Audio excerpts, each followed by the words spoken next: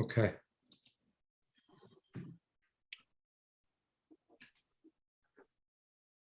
Okay, All right, are you ready? I guess. Okay. For the record, it's 9:16. And we are back from executive session. Let the record show that we have all 9 regular members that were here, that went into executive session, that came out of executive session, plus our alternate. So everyone is here present and accounted for. No additions, no deletions. It's 100% accurate. We have a petition this evening that was moved for action now, and it's the petition of a draft stipulated agreement to settle 3 Lake Avenue Extension LLC versus the City of Danbury Zoning Commission, docket number DBDCV 2260-41619S, to amend sections 2B, 5B, 2B, and 5B, 5G of the zoning regulations to define and regulate a supportive housing facility in the CA80 zoning district. At this time, I will entertain a motion. Is there a motion? Mr. Chairman, Who is that, please? There's a, the hand is by Commissioner Ray. Commissioner Rea, I'd like to make a motion to deny the settlement. Commissioner Ray is making a motion to deny the settlement. Commissioner. Second. Second by Commissioner David. Commission members, there's a motion to deny, and there's a by Commissioner Rea and a second by Commissioner David. Is there any discussion? Commission members, any discussion? Mr. Haddad, Commissioner Melillo. yeah, if I may, I'd like to just offer a brief comment for discussion. I do a lot of times like to explain why I vote a certain way, Absolutely. whether it's in favor or opposed. And so in this instance, I want to indicate that I plan on voting no on the motion to deny for a couple of reasons. One, I wanted to recognize that this settlement was less restrictive than the original amendment was. They removed the emergency homeless shelter, which was one of the big major concerns that was noted. And also I wanted to just to recognize that in the public hearing, I had heard multiple times how it didn't belong in a residential zone. And so that means if it's a use like this is limited to where it can be. It would have to be in a commercial zone or an industrial zone. We have 2 commercial zones, CG20, CA80, and then we have the 2 industrial zones. And so it would have to be one of those 4. And so I would just wanted to recognize with that, recognizing this is not being a residential zone, but a commercial zone. I could see it fitting because there are some other uses that are allowed, which were similar. So for that reason, looking at it as a zone-wide aspect and not so much of a site-specific, since that really would be moving to the Planning Commission for there to decide once a special exception use permit was filed. I intend to vote no on this motion. Okay, so to clarify that, there's a motion to deny. So a yes vote would be to deny, and you're saying, Commissioner Melillo, that you would be voting no because you would be voting against the denial, because you would be in favor of the petition. Yes, that is correct. Okay. Thank you very much. Commission members, any other discussion? Commission members, any other discussion? If the commission members only would unmute your mics, we're going to do a roll call. And a motion is made to deny with a second. And a yes is to deny. Is that correct? Everybody understand that? And a no is against the motion to deny. So a yes is to deny. Commissioner Rea. Yes. Yes to deny. Is Yes that to correct? deny. Yes Attorney to deny. Casagrande, where's Attorney Casagrande? Right here, What? sir. We're saying that correctly, right? Yes, sir. Yes to deny. Commissioner David, Yes to deny. Commissioner Coelho, No. Commissioner Fay, No. Commissioner Hawley, Yes. Commissioner Helinski, No. Commissioner Jowdy, Yes. Commissioner Malillo, No. and I will vote yes to deny. 1, 2, 3, 4, 5. 1, 2, 3, 4. This is denied. Mr. Haddad, This will go back, 1 second, Commissioner Malone.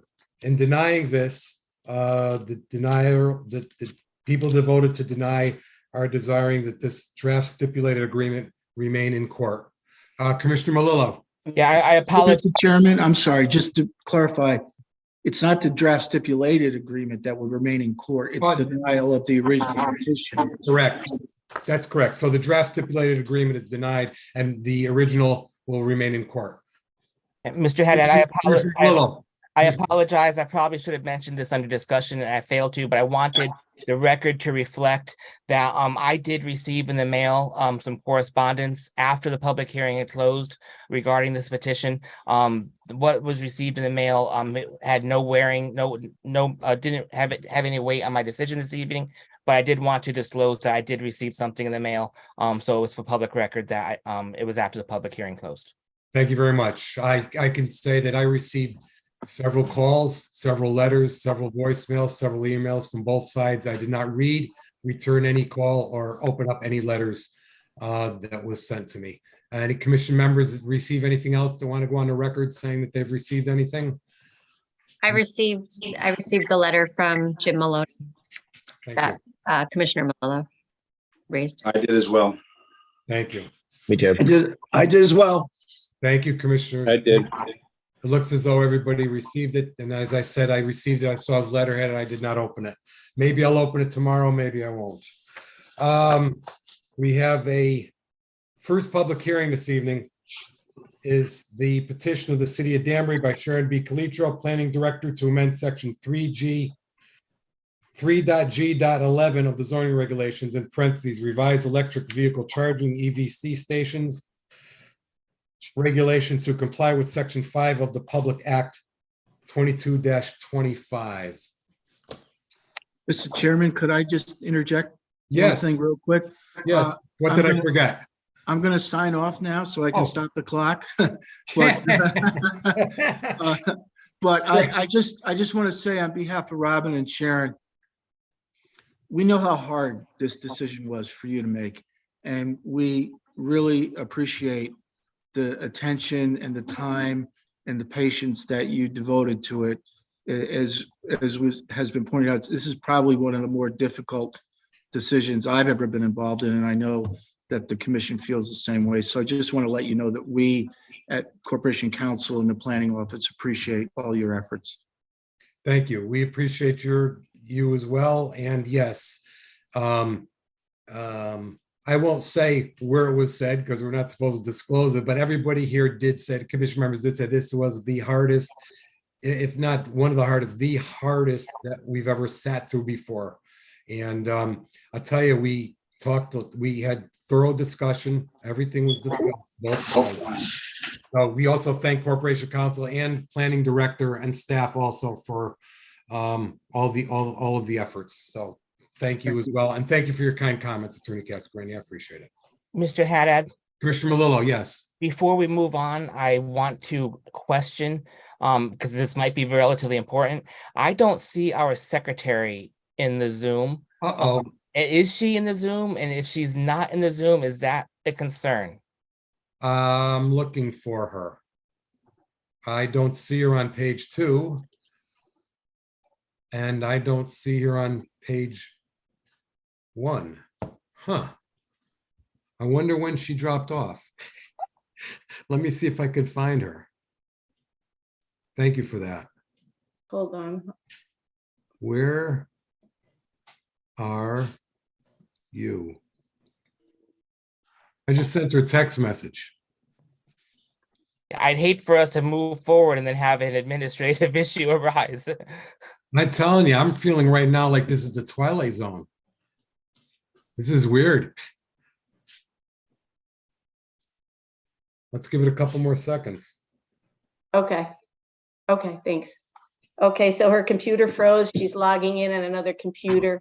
But she's watching it on YouTube and it's recording. See if we can get a motion to move the. I'm looking at it on. Okay. Yeah, She's- there's a tape delay on YouTube. Yeah, let me Yeah, just, but yeah, but I wanted to see where she left. Okay, we're over. Okay, so we're just gonna wait for her to come back on, is that it? yeah, we just give her a sec. She just got her, She just sent me a message. Yeah, she said the same thing. She said, my city computer froze. I go, where are you? She goes, on Mars, my city computer froze. She's logging in now on her personal computer. Are you able to see her, Ms. Calitro? not yet. Okay, Let me go to page 2. you took all those? Okay.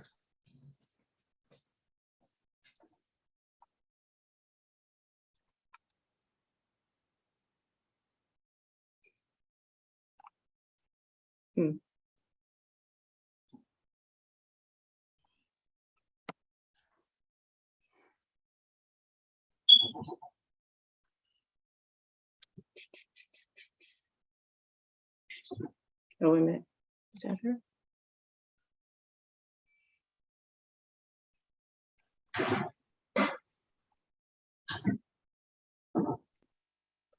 I am scrolling through the participants, but I don't see her yet.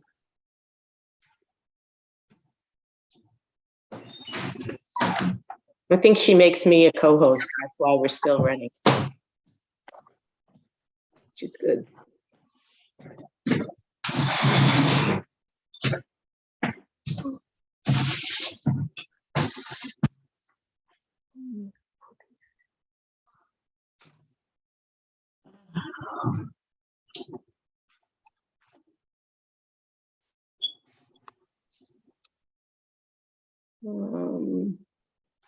Hmm.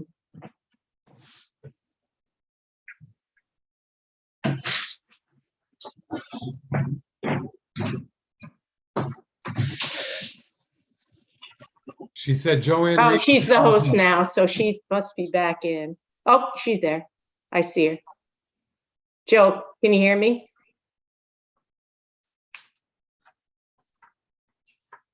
She. Hmm.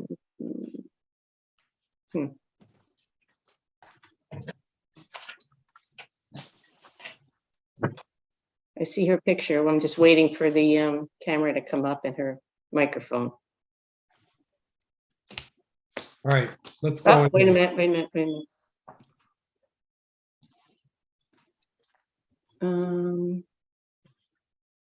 We are recording. Oh, there you are. Turn your mic. Let's see if we can hear you. Unmute. I'm here. I'm sorry. Okay. I don't know what happened. The other one's still frozen. Go ahead. I'm sorry. That's okay. Don't worry. Okay, I'm moving you up into this block. Okay, so I already read in the petition of City of Danbury on the electric vehicle charging. I have here a planning commission recommendation dated April 19th, 2023 to Theodore J. Haddad Jr., Chairman, Danbury Zoning Commission, Marla Lee Finaldi, Chairman, Danbury Planning Commission, A3A referral petition of City of Danbury by Sharon B. Petro, Planning Director, to amend Section 3G11 of zoning regulations, revise electric vehicle charging EVC stations regulations to comply with Section 5 of the Public Act 22-25.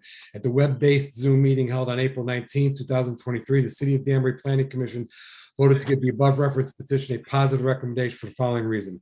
The 2023 Plan of Conservation Development specifically recommends accommodating emerging transportation technologies by reviewing and amending the regulations as necessary.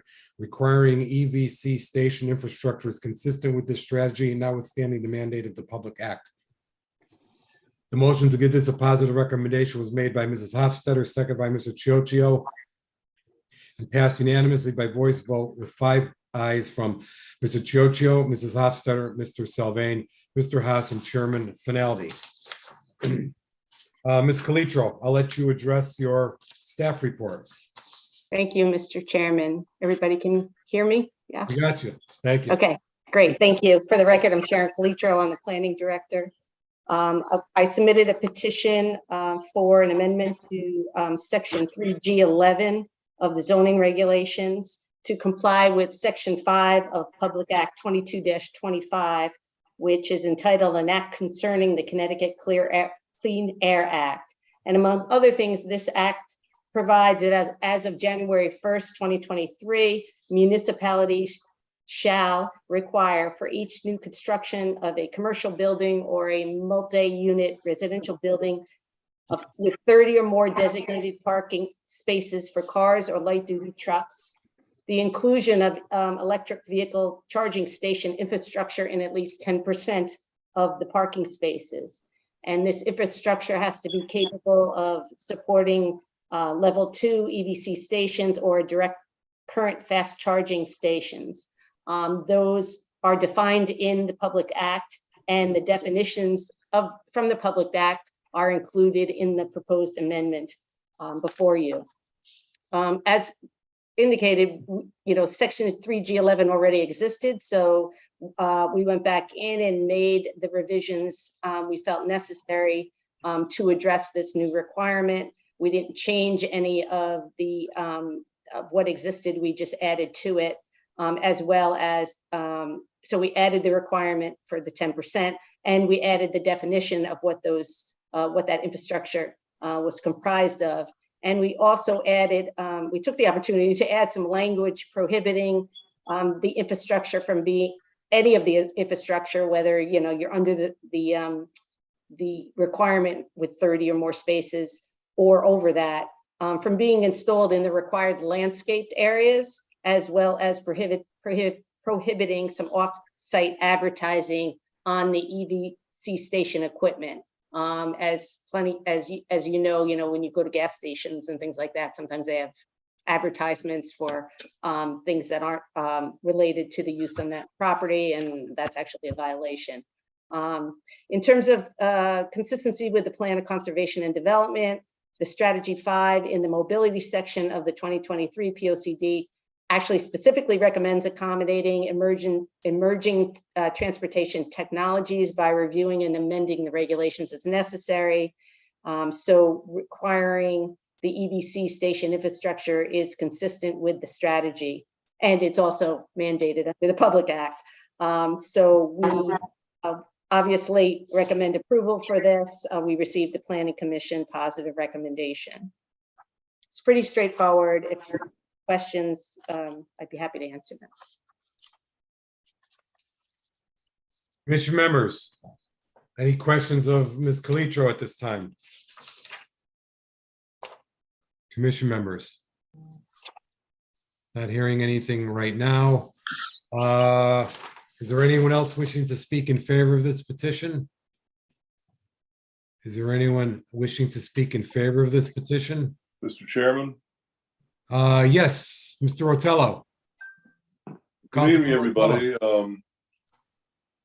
Oh, by the way, it looks like the bond carried this afternoon. Okay. I'm generally in favor, but the devil's in the details, so I just want to direct a couple of questions through you, Mr. Chairman, to Sharon. Sure. Oh, did I freeze? No, you're good. Like a Councilman Otello, can you hear us? Oh, actually, he did freeze. You did freeze. Oh, wait, he's back. Wait. Am I back or not? You're back Yes, now. you're Go ahead. back. Yeah. Okay. If you thought you heard an expletive, it wasn't that. It was something else entirely. It was the guy next door trying to start his lawnmower. Yeah. Okay. Okay, so I'd like to direct a couple of questions through you, Mr. Chairman, to Sure. staff Go and Sharon. If Sharon could just give us a little bit more detail on like an example, what kind of a parking lot would set off the requirement? Does it have to be new construction? Would a parking lot owner be required to dig up an existing parking lot? The questions like that kind of abound. Are we talking about private property owners? Are we talking about public parking in the city of Danbury? I'm a little bit confused on the actual practical outcome of this. Obviously, we're going to need some charges. We want to encourage this. Right.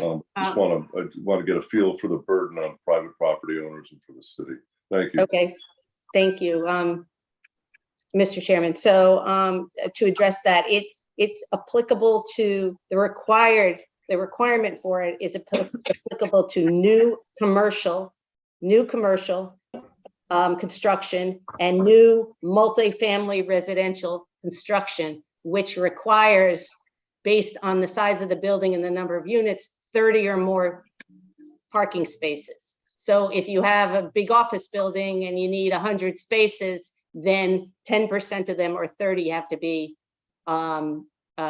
capable, have to have this infrastructure present. So you don't have to dig it up for a new building. I can tell you, we've been implementing it on all of our reviews as of January 1, including the Career Academy. So.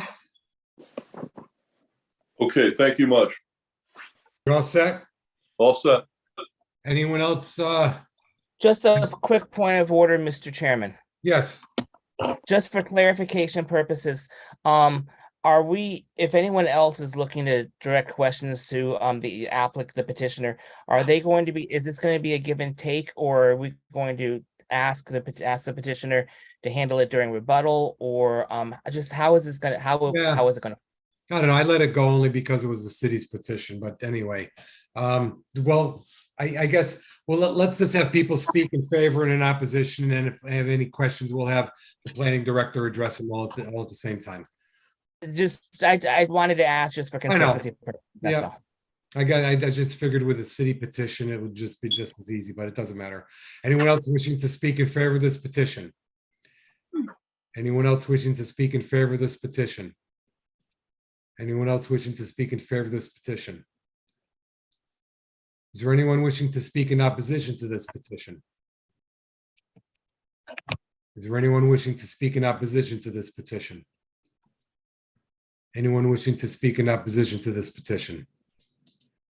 I don't see or hear. I'll give it another second. Ms. Calitro, did you want to, oh, I see is that a question from Commissioner Coelho? Yeah, quick question. I Sure. just wanted to, do you mind? Because I'm not against it. I just, No, go.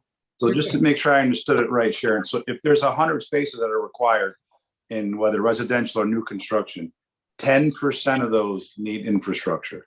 So 10 spaces would require. Is that Yeah, I correct? had the number, yeah, correct. I had the number wrong, yeah. I thought I heard 30. 10%, yeah, you're right. It's like I said- 30%, so yeah. Yeah, Okay, it's 10%, I'm sorry. thank you. Okay, thank you. Yes. All And set, while we're on thank the subject, Ms. Calitro, where did you go to mathematics school? Clearly,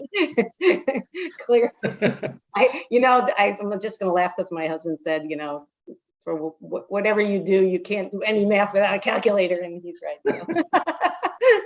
And it's late Ms. already. Calitro, did you have any closing comments? We didn't hear. No, I would just say that, and I apologize for going out of order again. I think it's just, anyway, I just wanted to try to answer the question, but My fault. no, the Public Act is in effect. It's not like we have much choice. We were glad that we already had regulations in place, so this was kind of an easy amendment to things that we already allowed. And it's consistent with the Public Act. So, I would ask that, with all due respect, if you could, see fit to close it and move it to old business for discussion of possible action. so let me ask you, without minimizing all of your hard work, is this basically the mandated work basically is 99% of this? Well, yes. You Okay. wouldn't necessarily have to change, if we didn't change our regulations, we would still have to comply with the act. It's just a lot easier to move the requirements into the regulations so people know what is required of them. So we're just looking basically at the act with the city's letterhead. So- Well, we had our own provisions for Yeah. EV charging station, and we put this in, and again, we took the opportunity to add, some that Yeah. language about planting strips and no offsite advertising, because these are things we have run into already. Yeah, But we do allow them as accessory and in addition to required parking. We had since 2015. So, Mr. Haddad, Commissioner Melillo, please. Yeah. Ms. Calitro, if I may, just for my clarification, and I apologize if you mentioned this already. I found a little bit, my eyes kind of floating back and forth with all the little boxes, and I kind of, got distracted for a second. But does this petition reduce the required number of parking or reduce the number of parking spaces available for the general public, increase the number? I mean, like, you know, how handicap spaces don't count in towards the population. Is that like Right. that? Or does this decrease the number of parking spaces that would be available for people who would not have electric vehicles? No, well, they're considered an accessory to the principal use, so it's part of all the parking. It's part of all the parking, Okay, so some of the not in parking- addition to. Okay, so if you were required to have 100 parking spaces, and 10% were electric, so that's 10. So of those 100 parking spaces, 90 would be for the people who do not have electric vehicles. There would be 10 dedicated for people with electric Mhm. vehicles, and then there would be the handicap vehicle parking spaces, which would be added to that requirement. No, handicaps are in the main number now. They're not in addition to anymore. They're Oh, part they're of. in the main number. So okay, so that so in So reality- of the 90, of the 100, you needed 5 handicap spaces. They would be in the 90, let's just say. Okay, so let me just ask this then. Have we revisited our parking requirement calculations? Because in essence, one could make an argument that we've actually reduced the number of required eligible parking spaces for the general public based on parking spaces that are only accessible for people who meet certain requirements. We continue to evaluate the parking section. As you know, I had some amendments several years ago that did not pass. I remember those very well. Trying to look at, a more complete package and trying to address that. We will be looking at it as part of our downtown zoning study, which is underway now. That will take a while, and we're looking at it in other districts. So yes, I'm anticipating coming back to you with kind of the whole package, re-looking at things. And updating numbers. I mean, some things just are a little bit outdated. Okay, I was just curious because I'll admit my frustration sometimes when I go to places, not so much in Danbury, but I can think of one place in Bethel in particular, where there's a ton of parking spaces which are no longer available, where I used to actually park because they're now for mobile orders. And so it actually cut down the number of parking spaces. So I was just curious if this That's a is different, similar yeah, thing. that's a different. I know that's a whole different apple, but I was just curious. I mean, I'm not the legislature, but the intent is that, to move towards providing more facilities, and this, I guess, was their hammer. So if you weren't doing it, now they're requiring you to do it. All set. I I see, think Commissioner Rea has I a see question. Commissioner Rea's hand. Commissioner Rea. So just, it's a two-part question. So the first, so to reiterate, you said this is solely for new commercial and new residential. New commercial and multifamily residential, so not 1s, 2s, and 3s, that require, based on our calculation, that require more than 30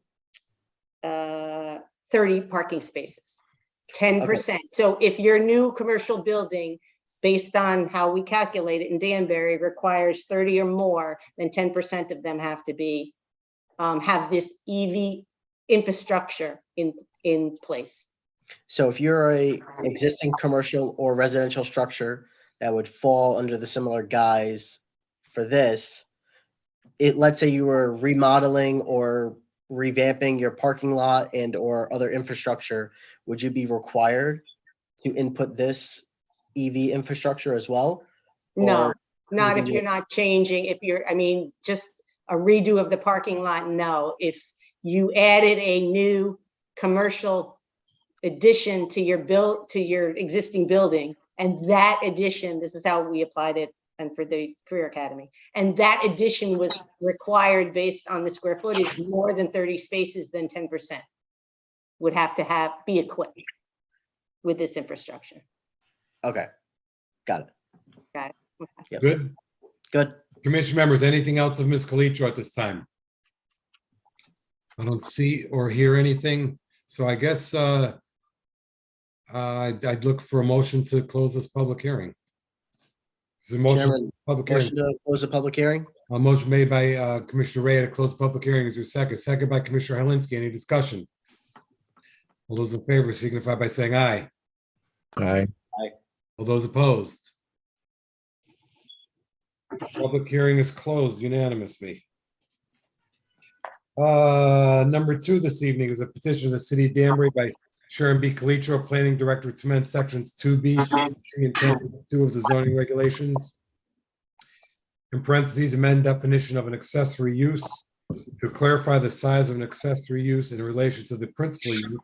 Establish outdoor dining as an accessory use to a licensed restaurant pursuant to Public Act 22-1, Section 2. Outline the process and requirements for an outdoor dining permit and add a fee for an outdoor dining accessory use permit and its renewal. While I look for my papers, let me just mention, whoever's got their microphones on, please turn them off, except the commission members. We're getting feedback. Okay, so let me read this as it relates to that. April 19, 2023, Theodore J. Haddad Jr., Chairman, Danbury Zoning Commission, from Arnold E. Finelli, Chairman, Danbury Planning Commission, regarding 8.3a referral of the same petition I read in. Petition of the City of Danbury by Sharon B. Calitro, Planning Director, to amend Section 2B, 3G, and 10B2 of the zoning regs.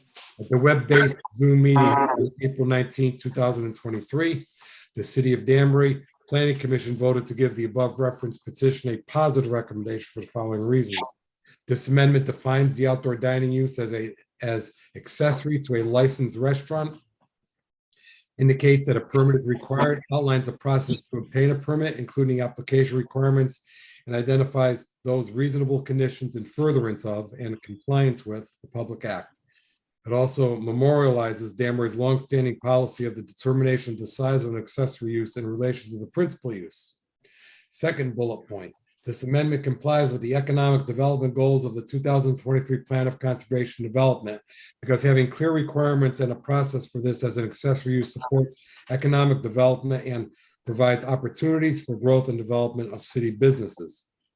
The motion to give this positive recommendation was made by Mr. Chocho, second by Mr. Sylvain, and passed unanimously by voice vote with 5 ayes from Mr. Chocho, Mrs. Hofstadter, Mr. Sylvain, Mr. Haas, and Chairman Finaldi.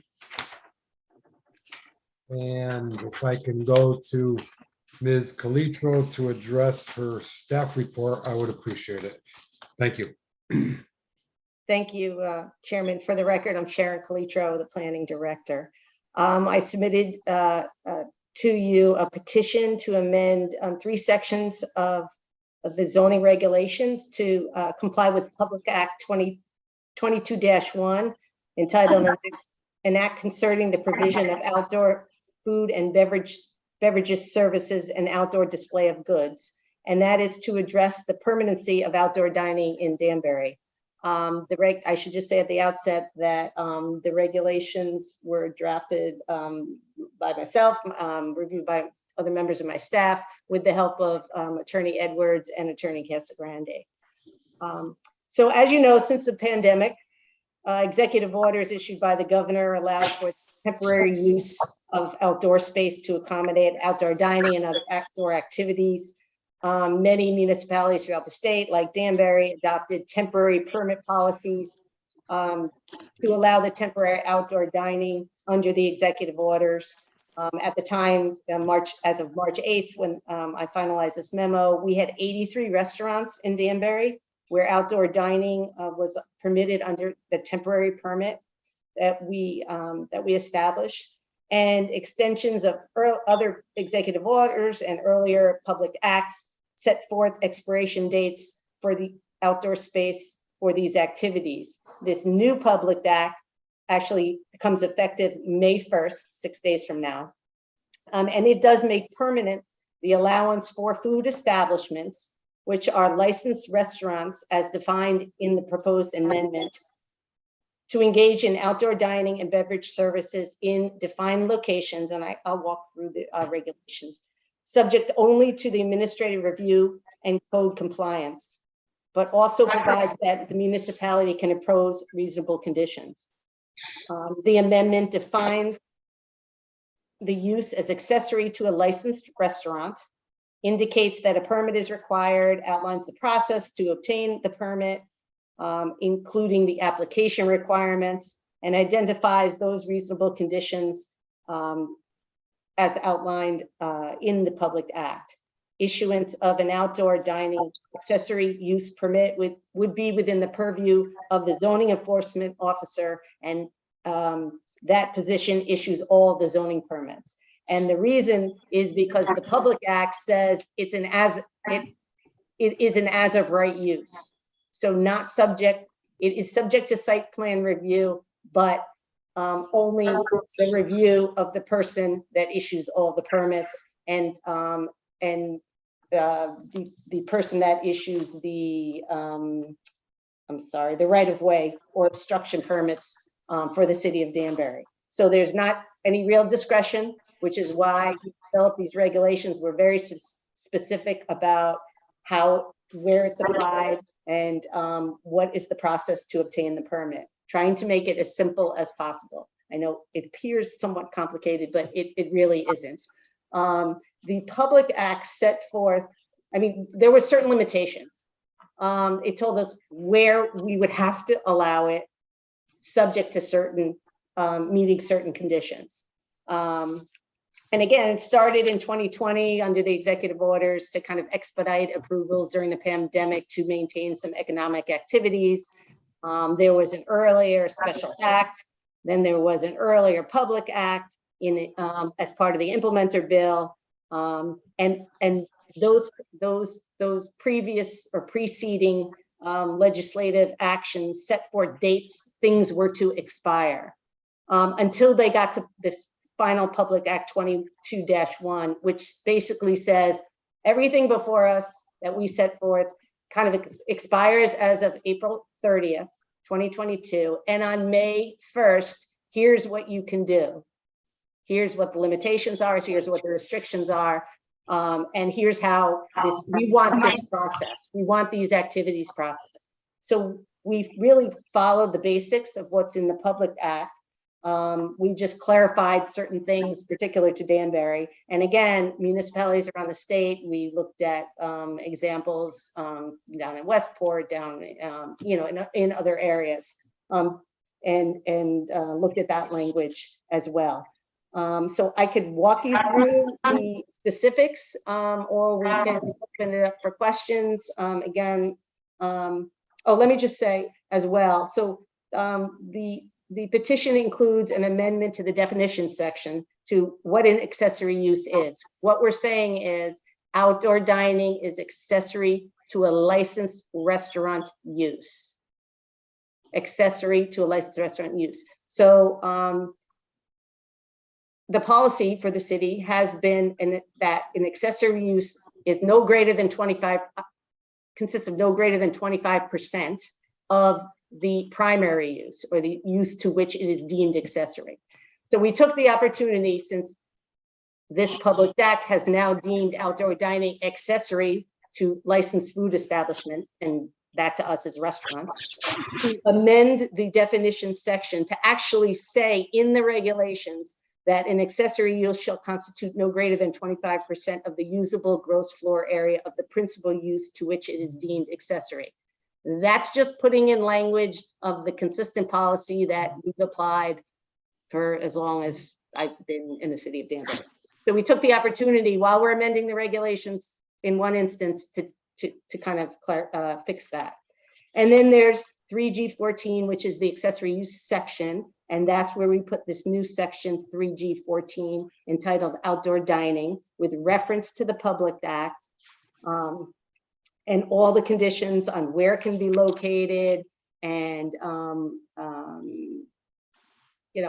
how it can be fenced and what kinds of materials you can use around it or over it, because as you all know, there's canopies, there's igloos, there's all different things that have popped up during, or under the executive order to allow restaurants the opportunities to continue in business during the pandemic. We included time limitation on the outdoor dining. The Public Act said we could it's allowed until 9 o'clock unless or otherwise identified by a commission. And we just pushed that to 11 o'clock. We thought that was reasonable. 9 o'clock's kind of early, maybe in the summer, but you can't just be hanging out outside till, last call or, when the restaurant closes. So that was in D on page 2. The outdoor dining, again, is subject to reasonable conditions imposed by the city official or department that issues right-of-way or obstruction permits. That language actually comes right out of the Public Act, and conditions imposed by the zoning enforcement officer, because he's the one who actually issued this permit. There's some requirements, of course, in here that the operations and anything you put in space comply with all the applicable provisions of the Life Safety Code, the Public Health Code, the Liquor Control Regulations, and any other mandates required under the regulations of Connecticut state agencies. For instance, we want to be sure if they put a heater out there that complies with the fire marshal's code, so that we're protecting the public health and safety. There's also language in here about non-conforming uses. You can't use this to outdoor dining pursuant to the act. Outdoor dining shall not result in the expansion of a non-conforming use, because as you know, that's not permitted under the statutes. What we do allow, however, is it's an example of you could move permitted seats that were inside the restaurant outside the restaurant and not increase the seat count to take advantage of this outdoor dining opportunity. You just can't add more tables if your permit has limited you to X number of tables. So we can't make, you can't, that wouldn't be considered an expansion of a non-conforming use, because adding more tables would be expanding it, but moving the table from inside to outside isn't really an expansion. In section F, we really just outlined everything you need to submit. We're going to be creating a permit. It'll be on the portal like we issue all our permits, trying to make it easy breezy for people to apply for the permit. And then there's some conditions attached to that, and a provision that, again, that's it's processed through the permit center, that the zoning enforcement officer can deny it, or the request for a renewal if there's some kind of violation or a history of violations, or if they're not cleaning it up, you have to maintain your area. Some other general provisions. I'm kind of skipping through this. I know you all have a copy of it. Where a person can file an aggrieved person, where they can file an appeal if they don't get a permit. Because again, this isn't like there's no discretion here. They approve it, you look at it, meets everything, he'll issue you your permit. There's a provision that you got to keep, because you can expand out onto the public sidewalks and pathways, that you keep those areas clean. Really no different than what we would expect. Violation, there's a civil penalty in here for violations. If there's any damage to the property, especially on a public sidewalk or a public right-of-way, which you now can use for this outdoor dining, in addition to parking spaces, you have to take out insurance, so that we know that, God forbid anything happens, we're covered. And we added some language about, that all the equipment and the construction in the public right of way shall be portable, so it can be moved when it's not, move it inside if you're not going to serve in the middle of the winter. You may or may not, depending on the heating situation, and things like that. And then we put in finally the last provision that if it's a very small area with 10 chairs or fewer, that the zoning enforcement officer can waive some of these things, because that's really not a big area. And then finally, we propose an amendment to 10B2, which is our schedule of fees in the zoning regulations, where we set forth a fee for the initial permit of $200 and a $100 renewal fee. So again, the public act set forth really the conditions here, and we've just memorialized them and tailored them to Danbury. But again, they are outdoor dining is accessory to a licensed restaurant. The way the public act is set up, it's food establishments, and food establishments in Danbury are restaurants, not industrial uses. Yeah, so if you have a class 1, 2, 3, or 4 permit, and you operate and you're an approved restaurant, you can apply for an outdoor dining permit in the areas that are specified in the new regs. Thank you. Thank you, Mr. Chairman. A lot of work went into this. Yeah, and honestly, I thank you, and thank Corporation Counsel and other members of my staff as well. Crazy work. I could see where there could be this is a big lift here. I could see it could be a lot of issues with enforcement, but what are you going to do, right? Yeah, I also should say, for the record, I did put it in my staff report that all of the 83 operating outdoor dining operators have known that this is coming. We notified them. We notified them last year when we thought that was the end of the end date, and then when they extended it to this year, we notified them again. We told everybody, hey, there's going to be permanent regulations. We're working on it. You know, we'll let you know when they're in place, and you're going to have to process a regular permit. Yeah. All right. Awesome. Commission members, any questions of Ms. Calitro at this time? Commissioner Coelho. Quick question. So if it goes into effect May 1st of this year, the permit, what's the duration of the permit? Does it expire like 12 months from the time you take it out, or is it a calendar year? How does that work? You want me? I can answer, right, Mr. Chairman? Yes. The members of the commission. absolutely. Yeah. So they're annual permits, and they have to be renewed. Anything else? I'm sorry, Commissioner Coelho, you good? I'm good. Thank you. Any commission members, any questions of Ms. Calitro at this time? Commissioner Helinski. You're on mute. There you go. Perfect. Just out of curiosity, for food trucks, do they just need a regular permit? I mean, sometimes they set up little area, table, so you could eat there. I understand what you're saying about the restaurants, but I just asked that question because I was curious. Yeah. At 10 o'clock at night. through the chair. So yeah, food trucks are kind of a different animal because this applies, the outdoor dining space is considered accessory to a licensed restaurant. Right. So the permanent use, a food truck is, they get to set up somewhere, and John issues them their permits where they're allowed in zones where you can have a restaurant, but they are not considered a restaurant. Right. But he does, when he issues those permit, understand that there might be, and he reviews those. He reviews the food truck issues. Thank you, Ms. Calitro. Sure. Thank you. Commission members, anything else of Ms. Calitro at this time? Commissioner Melillo.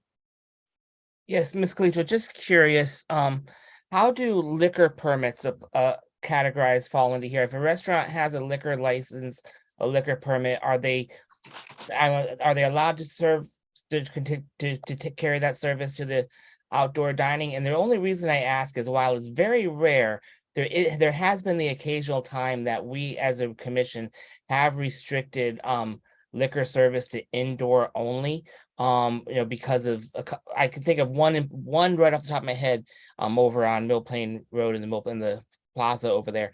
But I was just curious as to how that correlates, because a lot of times that may have been taken in consideration.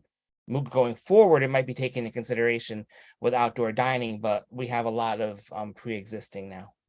Yeah, they see it, and maybe Attorney Edwards, if she can jump in for a second.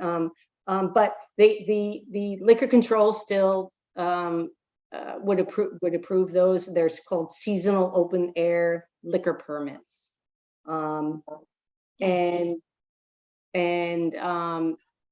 yeah, that you would be allowed to. Excuse me? Yeah.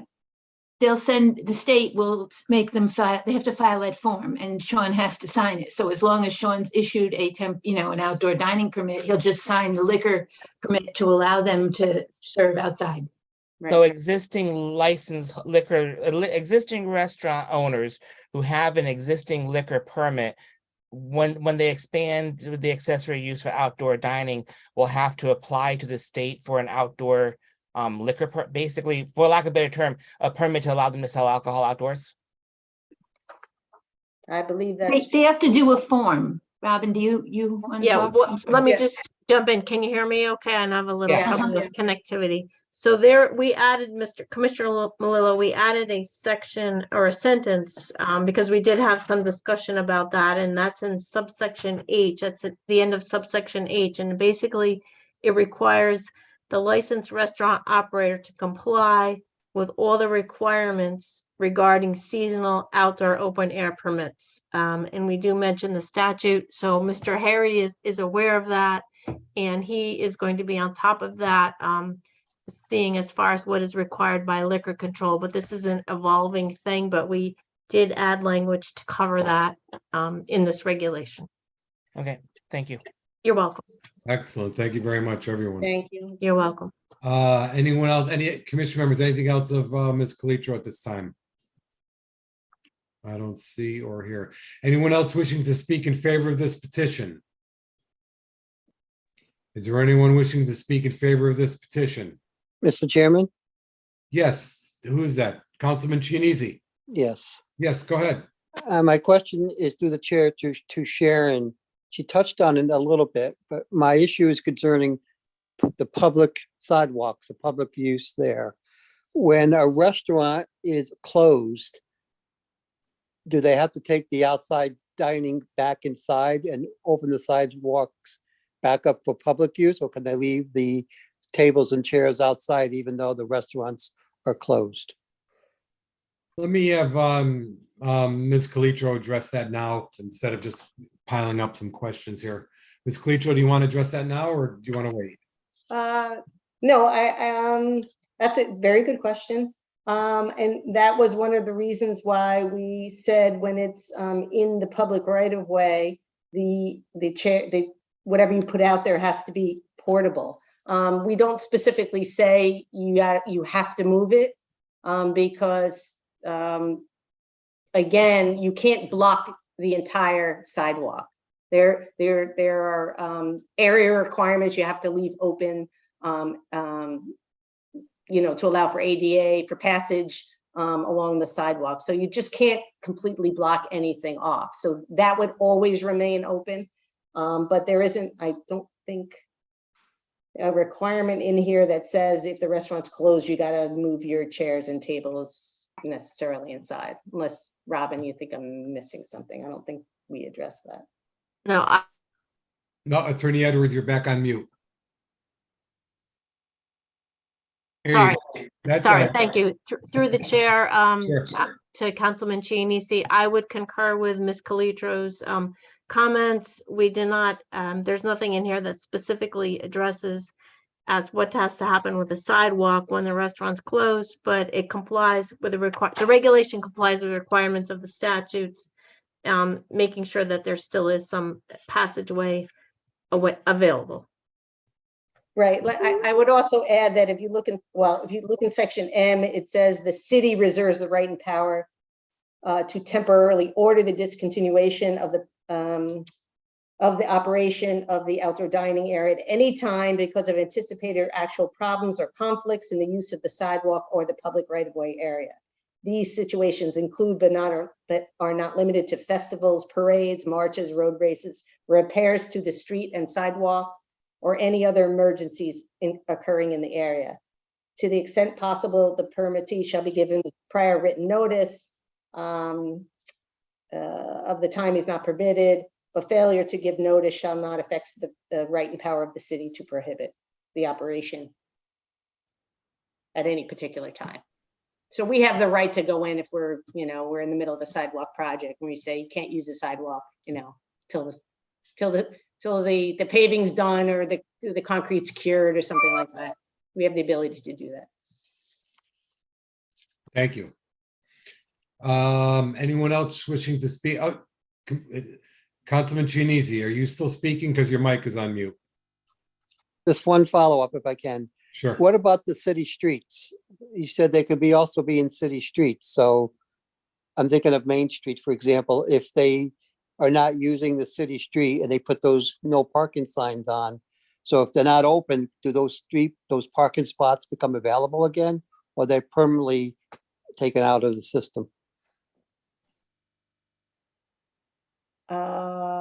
In the public right of way. Or in a parking lot adjacent to it. That's the way the Public Act is worded right now. I would have to go back and talk to Attorney Edwards and Attorney Casagrande. I don't think that is anyone's intent, that they just stay, they just take up parking spaces and, aren't open and things like that. But we can definitely go back and take another look at that and see if there's anything that we can amend to address that comment.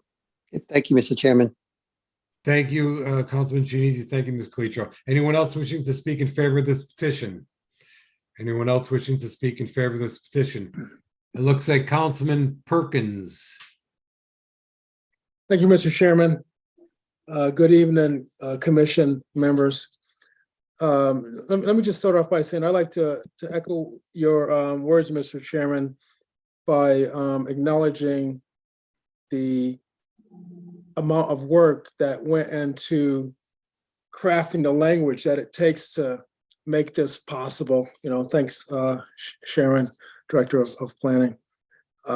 We talked on a couple of different occasions in the past, and we're at a great place to get rid of the executive orders that included all of those notwithstandings. So we're able to craft our own language that includes things that we would want to see in our community. Some of the things were just touched on slightly. One of my concerns, as one of the fellow councilmen just mentioned, was egress up and down the sidewalk. And I just want to know, was there a minimum standard of footage or inches that we need to meet in order to fulfill this new ordinance, for one? Also, are there visible licenses that we would post in an establishment to say that this particular location has met all the obligations for the outdoor dining? Two. And one of my last things was, and Mr. Chairman, just grant me a little bit of latitude. This may be slightly bit of a divergence, but I think in order to help make the downtown Danbury a destination, as I have been advocating for quite a number of years, with different types of outdoor seating, and along with that would be the open storefronts, the facades. I would like to see a preferred vendor list of companies that can actually perform the different types of facade developments based on the grant. Because I think people, restaurateurs, would want to know the out-of-pocket costs. I mean, you have the grant amount, but you also want to know what it's going to cost me out of pocket. And for your assurance, it will be the quality of work and also the assurance that it will be completed. So by having a qualified vendor list that would perform that type of facade work and open the indoor to out, I think would go a long way to realizing our vision for more outdoor dining, where we can just open the outdoor and bring it to the inside. So I think that's all I have, Mr. Chairman, so far. Well, thank you very much. Appreciate it. Ms. Calitro. Yeah, again, Mr. Chairman, I can answer it now. I can wait. Yeah, on no, rebuttal. I do know. Okay, so I do want to go back to something Mr. Chinese said because I have an answer to his question, but so there are minimum dimensions. They're really related to pathways constructed in compliance with the Federal American with Disabilities Act and that code as may be amended from time to time, and the state building code. So if the state building code says you need 3 feet or 4 feet width clear, you can't put tables so that people can't walk by. So those dimensions are tied. And again, that's language directly out of the Public Act. I would suspect Sean, probably like other permits, would require the posting of the permit somewhere in the facility. It's a good comment, and we can always, on the permitting side, I don't think it needs to be in here. He would just put it as a condition of the permit. The permit must be posted so that you know that they've gotten it. And finally, the comments, and I know some of you aren't as familiar. We do have a facade grant program, and that's what Councilman Perkins was speaking to, and we have issued some grants to businesses and property owners in the downtown, specifically in the downtown, the DRZ area. The city has put capital money over the course of years and has a grant program. You can find that online. And it's a good comment, but that's not related to this. I don't think we need that in here, but it's a good comment as we look on the downtown zoning study and tying that into things downtown, you know, the recommendation that we can certainly tell people who other people have used in terms of architect. There's a Stark Architects. We generally have a list of a couple, several of them have done, you know, many of the projects. So they would know what that cost is. So his comments, I think, were related, not I think, but they were related to our existing facade grant program. The Empire of the Incas is the one to which he's referring. They went in, they took out the glass, and they put the sliding, you know, windows, doors. And so, you know, it's the outside in and the inside out. And it just creates a great atmosphere. And I think this will help do that as well. And if I could just go back so I don't forget it, on Councilman Chinesi's comment, they have to go in off, the outdoor dining can go on off-street parking spaces associated with the approved licensed restaurant use. So the answer to your question is they can't take public parking off the city right of way.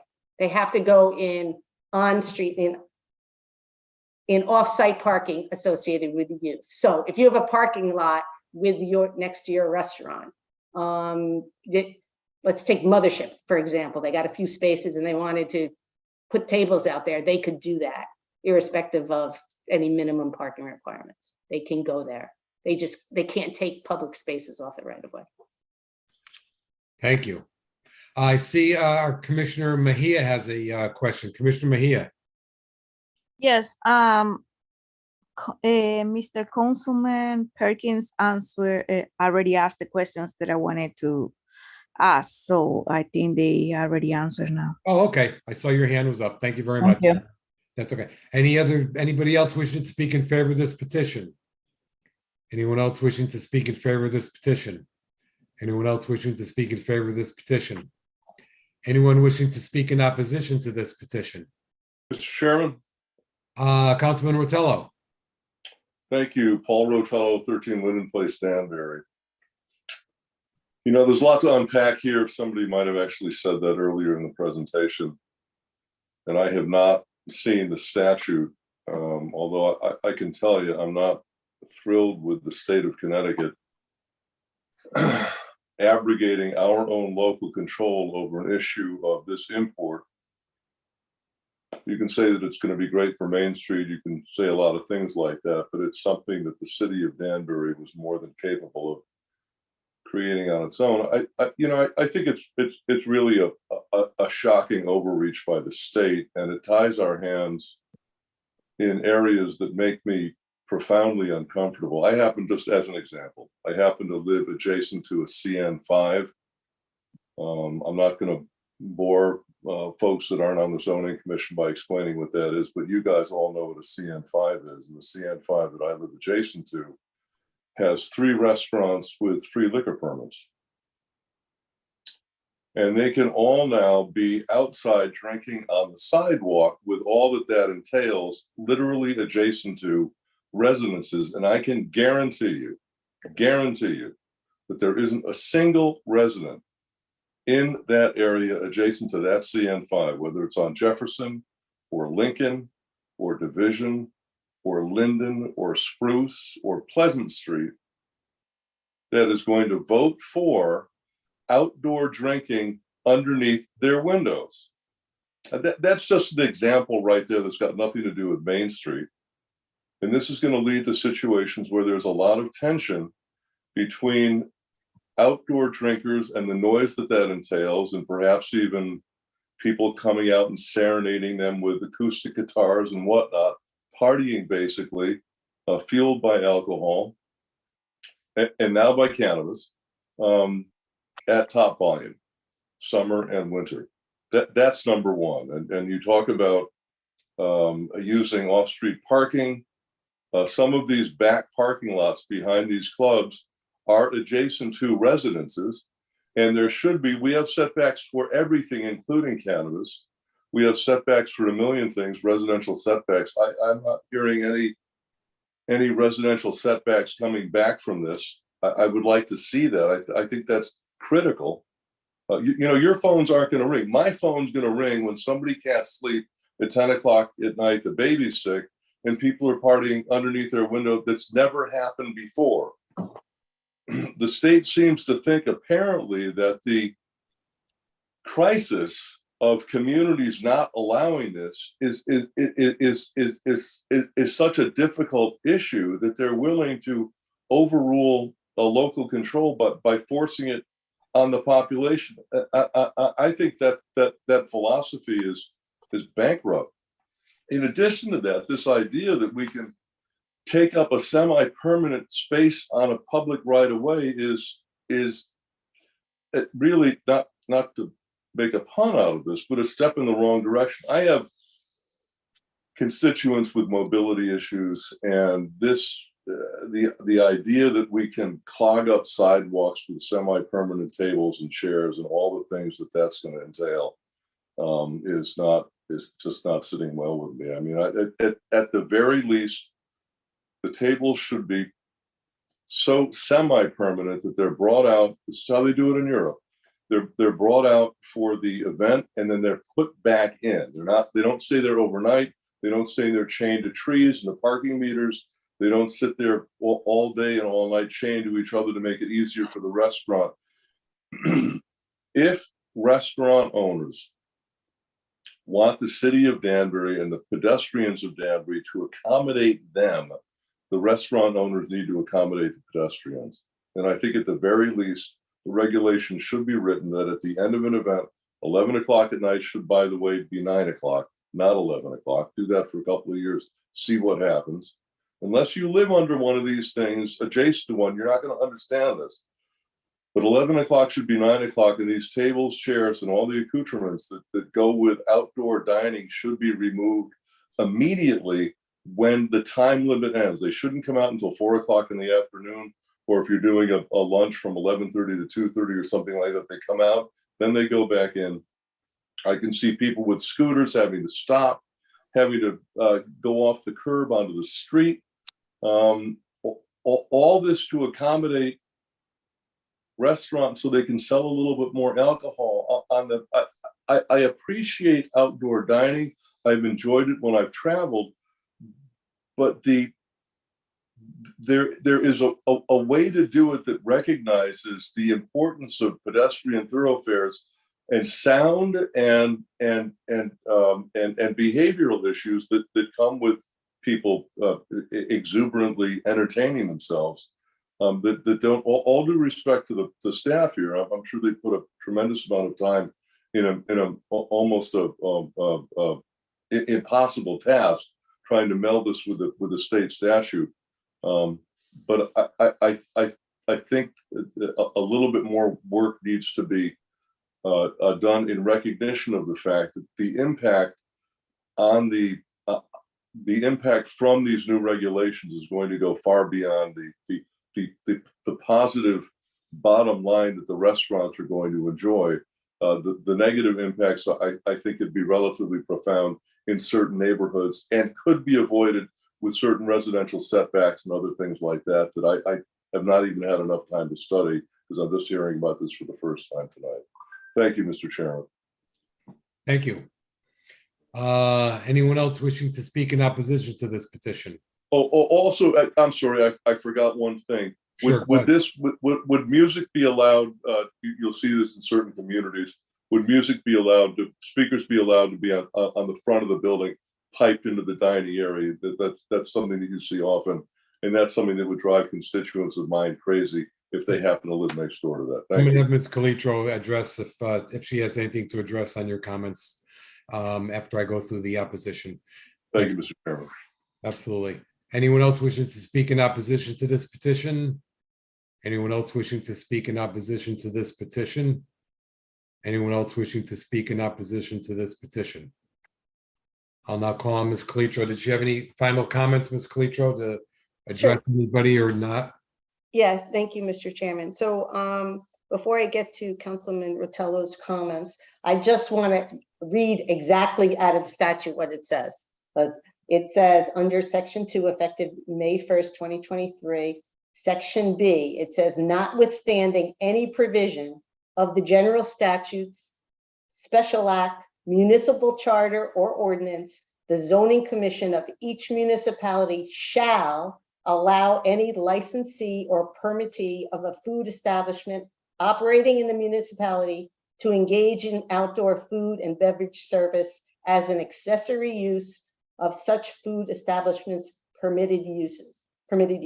Such accessory use shall be allowed as of right, subject only to the required administrative site plan review to determine conformance with zoning requirements not contemplated by this section, provided the accessory use shall not result in the expansion of a non-conforming use. It's pretty strong. We shall allow it by accessory use, which is exactly how it's drafted. And it doesn't apply in Danbury to cafes and taverns because they don't have to have food, right? So again, we're tying it to a licensed restaurant. In terms of the councilman's time restriction, I mean, if you wanted to amend it to go back to 9 o'clock, it says, it says 9 o'clock or whichever let me just get the language, I'm sorry. Yeah, please. To 9 o'clock or 9 p.m. or a time established by the zoning commission, whichever is later. So 9 o'clock is, I'm okay if you want to go back to 9 o'clock and, give it a try before we extend it. I fully understand that there could be some negative impacts, but again, we're just memorializing and promulgating regulations based on what we're now being told we shall allow. How do we do that in the most protective way we can? And in terms of the speakers, you'd have to get an entertainment license in an area to be able to do that. I mean, we're very conscientious and understanding that people are living nearby. But we didn't create this. We're just trying to make sure the regulations that the state has kind of limited us to, work for us. It may not be perfect, but what we have expires in 6 days. And so I'd rather have a regulation effective and in place, and let's work through, whatever issues may or may not arise. We can always come back within the context of the Public Act and amend it. We also have the unit. We also have zoning enforcement. They've already been out to places, over the last 3 years, even on these temporary permits, dealing with, people building decks with no permit, just to put tables outside. So we're kind of on it. And we're very conscious about the, maintaining all the public health and safety codes associated with this use. But again, I would ask, I wouldn't have a problem if you wanted to amend it to the 9 p.m. if that's what the commission desired. But I really urge you, I ask that you close the hearing and move this to old business and take action, because we won't have any regulations in place as of, Monday, when all these temporary things expire. So I'd rather have something rather than nothing. So let me ask, what about the issue of removing the, if it's 9 o'clock, 11 o'clock or whatever, removing all of this stuff, bringing it back in at the expiration time? I think that might have been. Yeah. I'm trying to find the right section that we could add language to that says that. Just give me 1 second. Right. Do you want to keep looking for that? And I think Commissioner Melillo has a question. Yeah. I have a question for Ms. Calitro, so I don't want to distract her. Let her- Okay. Yeah, that's okay. I'm good. Go ahead. So Sharon, wondering with what you were just, actually I have two questions. One, probably more pertinent than the other. So with what you just said, with the executive order expiring, which is allowing these outdoor dining areas currently, accompanied with the legislative directive, which was passed through state legislation that says shall.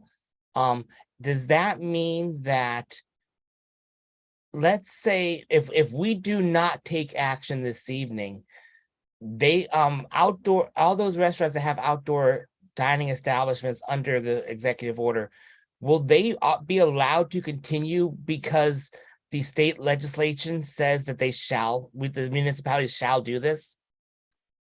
That's a good question, and maybe Attorney Edwards can chime in when I'm done. But I would say that the restaurants that have the permits would be allowed to continue under their permits that have been issued. We would be monitoring them until such time as we got something in place or they expired. Attorney Edwards? I don't think we'd start going in and shutting down everything. Our purpose here was to try to get something on the books, and I apologize that, cutting it close, but it took months to get our head wrapped around this.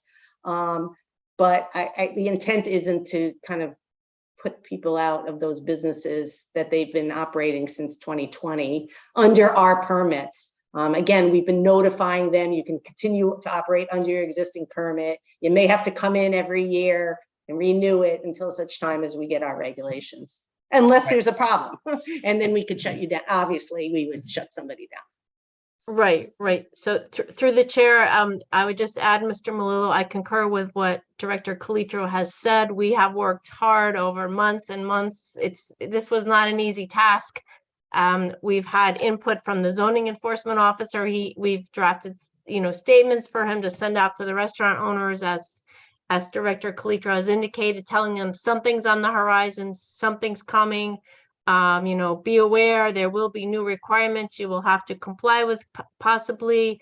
You may continue to operate under these conditions, but it's far better, obviously, to have something in place that memorializes all these conditions so it's clear for the zoning enforcement officers. I don't think it would be his intent to shut them down on May 1st if we did not adopt these regulations. I can't speak for him. He could do that, but I don't think that's his intent. He wants to work with the community to facilitate this for the economic development of the city, but also do whatever protections we can add. We have attempted to add to this regulation.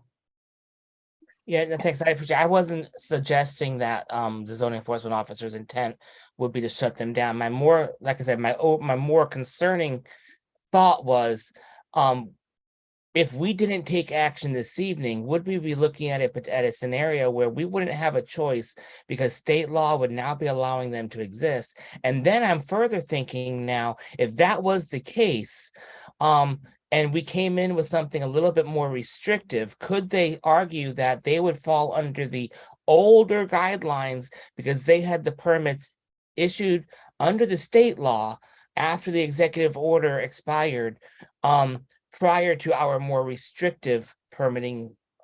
Let's just say it happened to be more restrictive than than what the state put out there. I'm not That sure makes I sense? understand your hypothetical fully, but I think that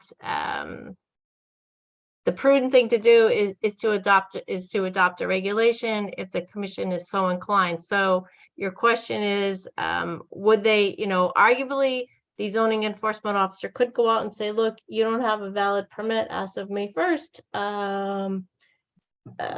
But that, I think, again, it is not the intent here. Now, again, I know it's not the intent. I'm just concerned, like, there's a part of me that's wondering if this is one of those scenarios where our back is literally, truthfully up against the wall, and if we don't take action to do this tonight, then something may actually burn us in 10 days or 5 days. And I'm also wondering if that's the case because of the way this is. And I know we have our policies and procedures, and we adopt them always in the very first meeting of the commission, noting when our actions take place. But if we really want to definitely make sure that we note in any motion to approve this petition that it goes into effect on May 1st of 2023. Rather than just wait to the normal after publication in the in the paper.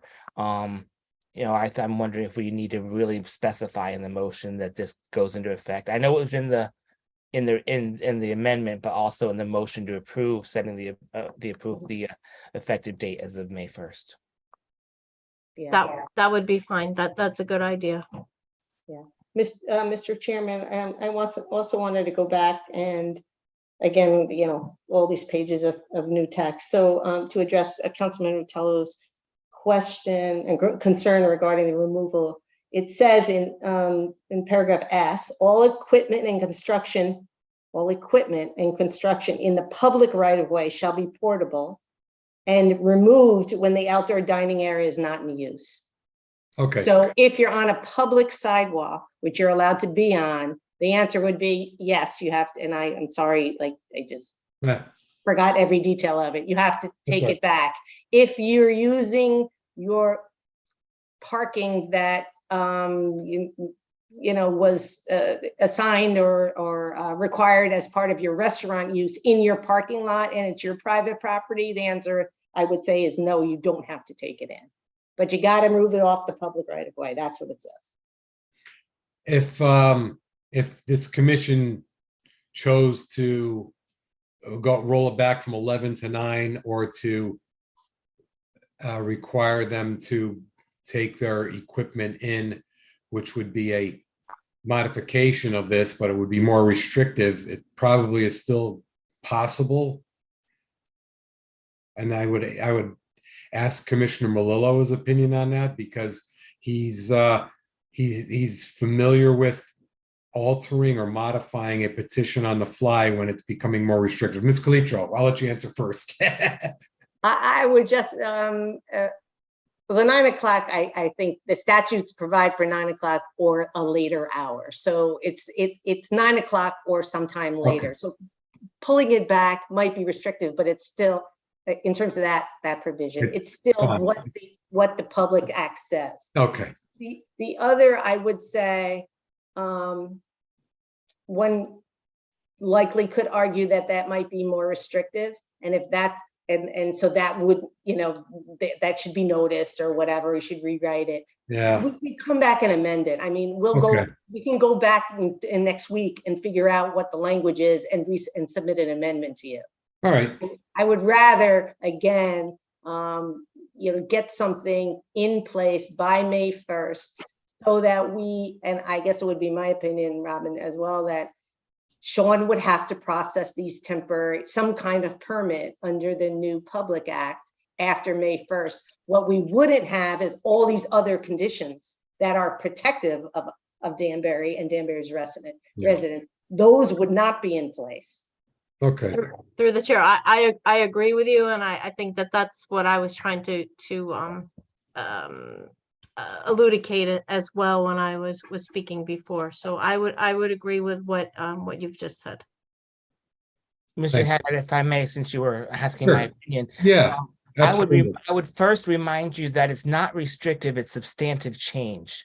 And so therefore, I would argue that changing from 11 o'clock, rolling it back to 9 o'clock would not be a substantive change because there's still a time constraint there. Regarding the bringing the tables and stuff in, I would say that would be a substantive change to the amendment, and therefore that one would need to be noticed.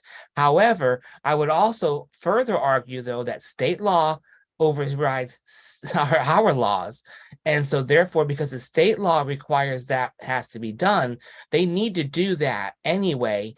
And therefore, like Ms. Calitro said, if she just prepares an amendment to clean that up, brings it back before us, we'll just, the whole purpose for that is to bring it more consistent and in line with the state state regulations. Yeah, Sounds and good. just let me clarify, I don't believe that the Public Act has any provision related to that in there. We put that in there Okay, relative to taking them in off the right of way, as we were allowed to do. That didn't come straight out of the act.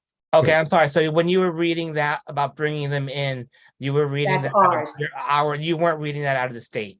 No, I'm Okay. sorry. I'm sorry. I thought you were reading that from the state. Yeah. And not your. No problem. It's one of the problem with not seeing you in front of me and what you're looking at. Yeah, gotcha. so I see that Councilman Perkins wants to step in for another second here.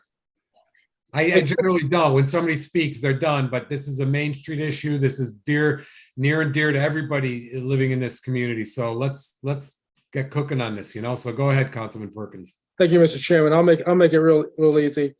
As far as the 9 o'clock PM deadline, most places don't serve here in Danbury after 10 anyway. So if it was 9, by the time you wind down with your last call, you're at the time where you're not going to be able to get served anymore anyway, as far as food's concerned. And if you want more drinks, go inside. So that's not that big of a deal, in my opinion. And as far as the music amplification, in order to have that available to a restaurateur, they would need to have an entertainment license.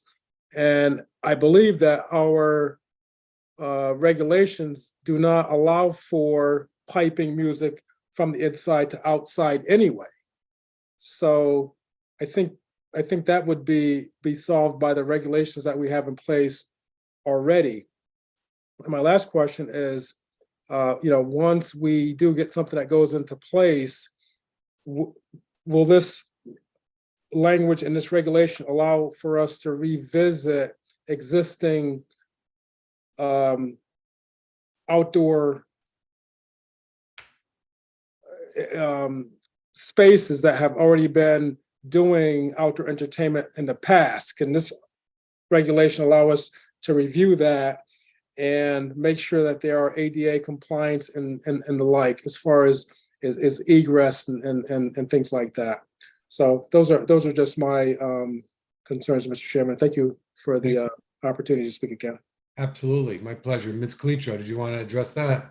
Yeah, I would just say that under the proposed amendment and the permit requirements, we would go through that plan and be sure that they complied with everything, whether they had been in the past or not. They wouldn't be issued a permit unless they did. Thank you very much. Commissioner Mejia, you had a question? Not anymore. Thank you. Okay, thank you. Anyone else wishing to speak in opposition? What are we on, opposition, right? Anyone else wishing to speak in opposition to this petition? Anyone else wishing to speak in opposition to this petition? Anyone else wishing to speak in opposition to this petition? Commission members, we'll no longer be hearing from the public. Is there anything that any of us want to say or ask of Ms. Calitro at this time? Commission members? Commission members? Nothing else. Ms. Calitro, did you want to close on anything? No, I think I'm all good. I would again ask you to close the hearing and move it to old business. Thank you. Consider action on it tonight. Thank you. Thank you. Commissioner Coelho, is your hand up or are you turning off and on your mic? No, question for you. So is that something we can do right now or do we have to do it at the end as far as moving it? No, we could, what we should do is take a motion, somebody should make a motion to close. Somebody second it, we vote on it. When it's all over and done with, we could move it to, where are we moving it to? Old business, number 2 oh. under old business. Where The are we- new number 2, The new or number, number 3 under old business. that 'cause would we be moved number 3 under, okay. Yeah. Yep, well, let's get this out of the way first of all. Who wants to make a motion to close this public hearing? I'll make a motion to Motion close by it. Commissioner Coelho to close public hearing. Is there a second? Second by Commissioner Jotti. Any discussion? All those in favor signify by saying aye. Aye. Opposed? Mr. Is there a Haddad, motion? I'll make a motion to move this to item number 3 under old business for discussion and possible action. Great. There's a motion made by Commissioner Malillo to move the petition of City of Danbury, Sharon B. Calitro, 2B3, G10B2 to number 3 under old business for discussion, possible action. Is there a second? Second by Commissioner Hawley. Any discussion? All those in favor signify by saying aye. Aye. Those opposed? Okay, so this is now going to be number 3. Where am I going from here? I am going to this one, number 3. Petition of Luis D. Matteo, property owner for Billy Beans Cafe 2, 86-90 White Street, former Meekers Hardware Building, first floor only, I-13053, I-13054, for a special permit for cafe liquor license in the CCBD zone. So, Commissioner, Mr. Chairman, I don't Yes. see Mr. Paulino. Oh, there he is. He's here. Oh, sorry. He's here. So what I'm going to do is, which would help the commission, help the public and give some good information here, is I'm going to read a September 21st letter from the Deputy Planning Director into the record, which everybody has a copy of and it was posted September 21st, 2022, to Melvin Polino. Application for the waiver of the site plan of what I just read in W 22-26, 86-90 White Street, Tax Assessor Lot, I-13053 and I-13054. Change in use retail to cafe with the sale of alcoholic beverages. Dear Mr. Paulino, I've reviewed the referenced application to permit an approximately 3,631 square feet cafe with the sale of alcoholic beverages in a building located at 86-90 White Street, formerly known as Meekers Hardware. The property owner is Matteo Luis. The application is proposing to renovate a portion of the first floor for a 92-seat, includes 12 seats at the bar cafe. The remaining portions of the building, including the rear of the first floor and the second and third floors, are not part of this application. Pursuant to section 5F2C3 of the zoning regulations, a cafe with the sale of alcoholic beverages requires a special permit in a CCBD zoning district. The subject parcels are located in the downtown revitalization zone, DRZ. The cafe use requires a total of 23 parking spaces, 92 seats with 3 employees. The plan titled 86-90 White Street, Danbury, Connecticut, prepared by Paulino Services LLC, shows that 23 spaces are available on the site for the cafe use. Employee parking is to be provided at the Patriot Garage in accordance with section 8C1B5B of the zoning regulations. As such, the department has determined that adequate parking is available for the proposed cafe use. Your application for a waiver to site plan requirements for said 3,631 square feet cafe with the sale of alcoholic beverages located at 86-90 White Street, Tax Assessor Lots I-13053, I-13054, is approved, subject to the following administrative requirements. Number 1, approval is granted strictly for the proposed change in use, and any additional changes to the site layout will require a revised site plan application. Number 2, the cafe shall not exceed 92 seats. Number 3, the following actions shall be taken prior to the issuance of a zoning permit. A, in accordance with section 3F2 of the zoning regulations, the applicant shall obtain a special permit from the zoning commission for a cafe with the sale of alcoholic beverages. B, the zoning enforcement officer, ZEO, shall verify that a special permit was granted by the zoning commission for the cafe use. C, in accordance with section IC1B5B of the zoning regulations, the applicant shall provide evidence to the ZEO that the appropriate number of parking permits have been purchased through the Danbury Parking Authority for employee parking at the Patriot Garage. This approval does not waive any other departmental approvals, requirements, or permits that may be necessary to complete this project, including that required for site signage. The permit center should be contacted regarding the process of obtaining a zoning permit. Please contact the Department of Planning and Zoning if you have any questions. Respectfully, Jennifer Eminger, Deputy Planning Director. Matteo Luis, the property owner, and Sean Harity, the zoning enforcement officer, also got copies. And commission members, there's a package that was all posted with maps and designs. So what I'm going to do now is call for anyone wishing to speak in favor of this petition. Is there anyone wishing to speak in favor of this petition? Hi, yes, my name is Melvin. I am the designer for Billings 2. So you're Melvin Paulino. Yes, I am Melvin Paulino. Thank you. Basically just wants to open a cafe. He wants to serve liquor there. Yeah, that's basically it. Does anybody have any questions for me? Commission members, from the information that you received on your agenda as links, I have a question. that is Commissioner Mejia. Go ahead, please. Yes, I actually myself been in there few times with friends and family, and parking always seem to be difficult to find. So if you want this to happen, how can you address the parking and everything else? Well, there is enough parking for the occupancy that we're asking for, and then any like spillage or any more parking that wants to be bit, or any more parking that is needed for that area can be served by the garage. That's like 50 feet away. Yeah, but like I say, I've been there many times with friends and family. So we been parking in the back, in the garage, in the other place in front of the Also street the parking. river, and in the other plaza over there. So it's always full. It's never parking around. So tell me how this can benefit Danbury, and how can you improve the parking space Well, we're and adding not make it worse? we're adding some additional spaces in the land that he owns, and then we're just gonna have to rely on the parking garage that's right nearby to handle any overflow of parking. So do you already have those? So you can show us?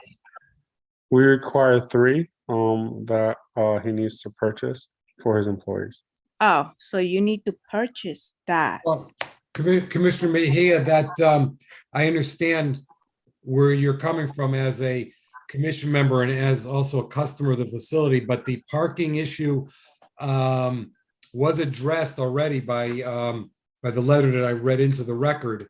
And the parking garage, which does take overflow from numerous businesses along Main Street, Ives Street, and White, has enough parking there to satisfy the city's requirements.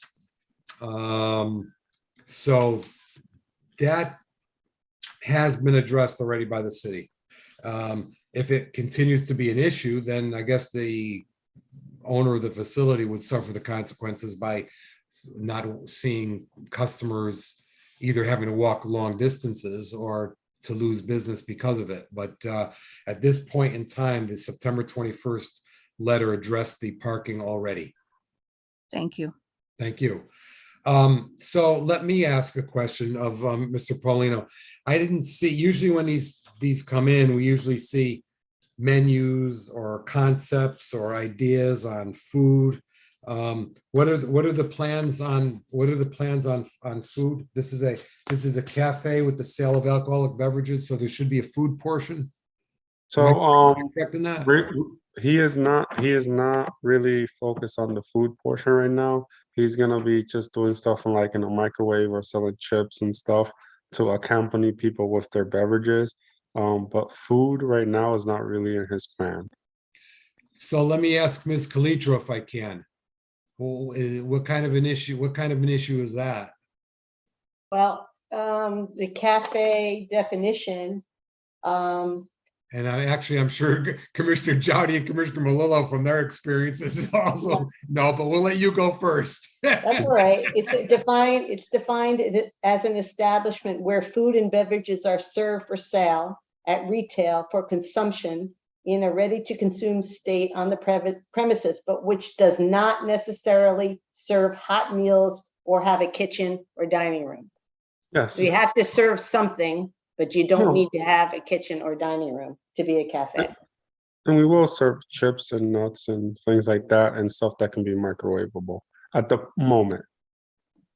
And I'd also comment, Mr. Haddad, too, that we removed quite a few years ago, the stipulation, I don't remember if it applied to cafes as well, where there was a minimum sales requirement. So there is no more minimum sales requirement. So in all honesty, as long as they have it available for sale, they don't even no one has to even buy it. It would need to be available for sale. Yeah. That's the difference between the cafe and a restaurant has to have. Yes. I didn't recall what we did with cafe either. That's why I asked. I see Commissioner Mejia, is your hand up again? Yes. Sure, go ahead. Yes. Okay. So I'm not sure if you guys know how many accidents we have every single day in Danbury right now. Auto accidents? Yes. Accidents because of alcohol and other stuff. Okay. Mostly for alcohol. So if we open a window for, let's say, 10 more people just to be there, for example, just 10 people, let's just say 10 people, and those people get drunk, how many accidents are gonna increase in our town? Well, I mean, is anyone drinking and thinking about driving this is right now? Oh, hold on, Mr. Polino, hold on one second. Go ahead, Like Commissioner. every single day, accidents are happening and are increasing 2-3 times per day. I see it. Okay, I drive from 6 a.m. to 10 p.m. every day, and I see accident happening every day. So I just, I'm a little concerned about this. okay. If thank you open the place for 10 more people to sit down and drink, are those people, if they get drunk, how they gonna go home? What is gonna happen to our town? How about if they get into an accident? What is gonna happen to their families? What is gonna happen to their kids? But drinking and driving is illegal. Oh, So- it is. But how can you prevent that? How can you make sure that they're not gonna drink and drive? Commissioner Mejia, your comments are duly noted. It's not up for debate at this point in time. That's not what the zoning commission does.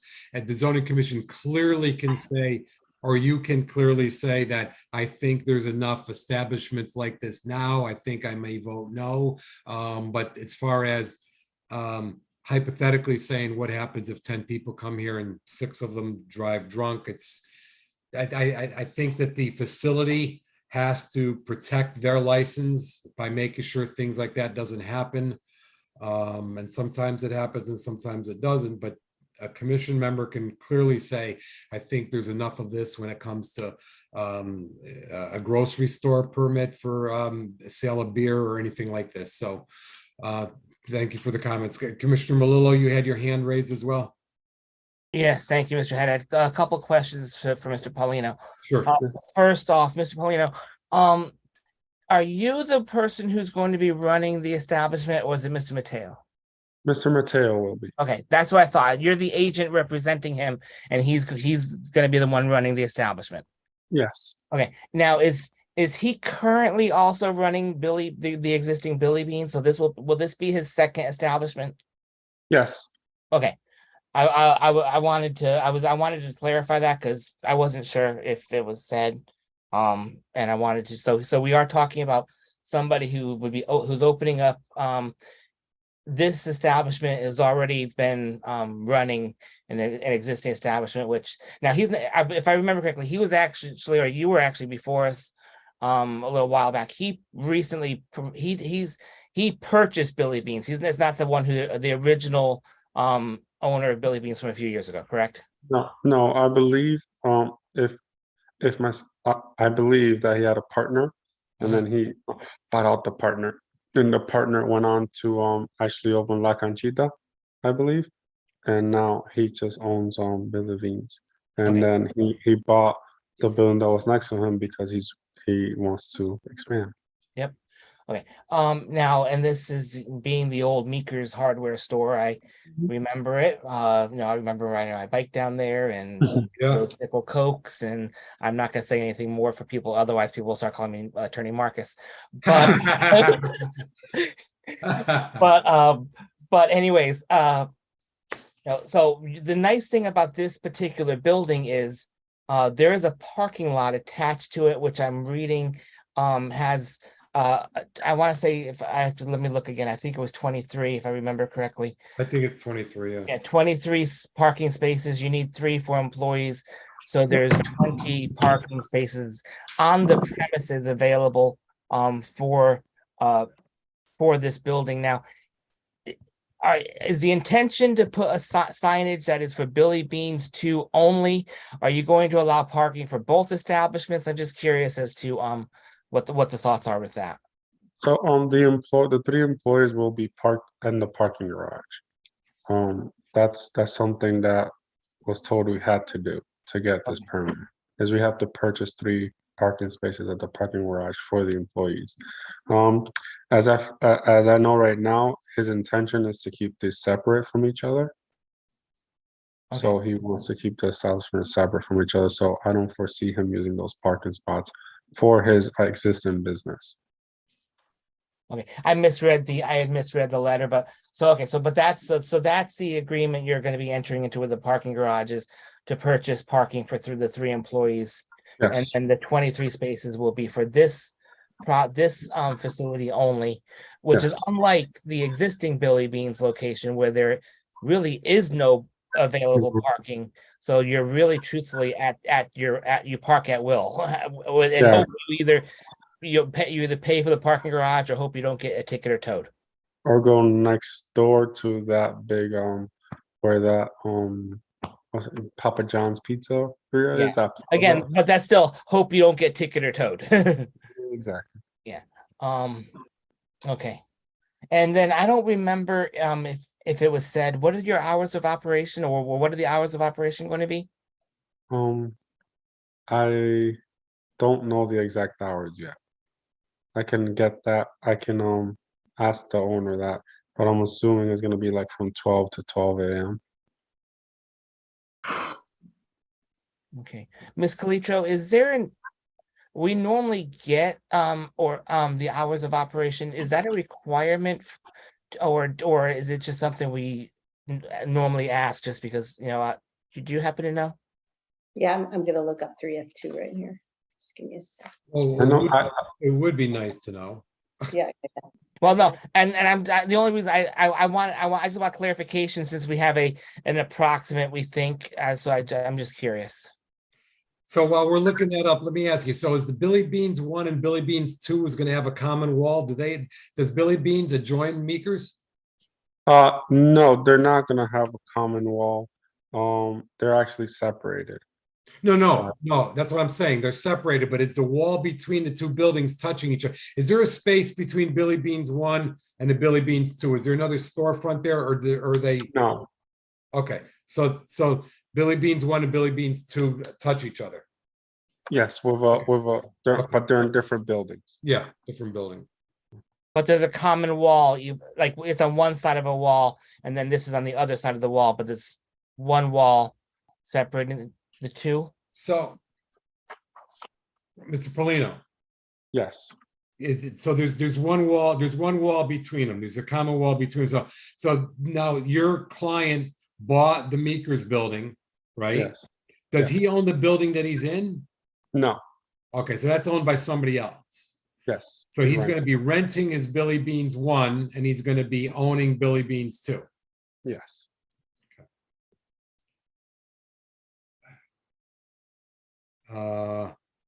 Commission members, any questions while we have Ms. Calitro still looking something up? Commissioner Jowdy, and then I'll go to Commissioner Hawley. Commissioner Jowdy, put your mic on. I don't think we have enough information to even vote on this tonight. We don't Yeah, I have a would. menu. Yeah, we don't have a menu. We don't have some other answers. Unfortunately, maybe we could guide him to let him know what we might need to make a decision. And, of course, being on Zoom opposed to being live, it's difficult on something like this because you can't do any handouts or anything. So I maybe don't think there was, it didn't sound like he had any menu handouts to begin with, whether we're. yeah, I know. That's what I mean. Yeah, I'm not sure if if the food requirement truthfully as big of an issue Yeah. for the completeness as much as the hours of operation I would just- be. Yeah, I don't see it, Mr. Chairman, they require, but that it has been your policy, that you've always had an answer on when these facilities were opening. Yeah, days and days, a number of days operate. Yeah, I don't see it in there. I don't think unless Joanne.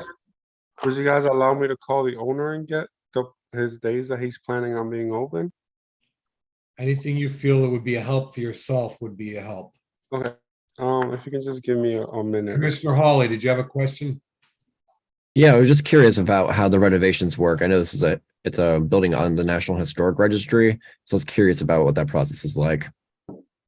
All right, we'll save that while he's making a call. Anything else? Any commission members have any other thoughts?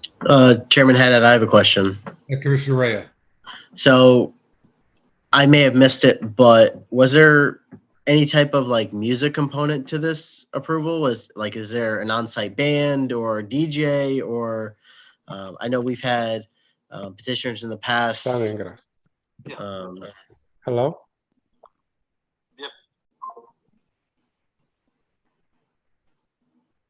So I can answer that, Mr. Chairman, from a regulatory standpoint, Commissioner Rea.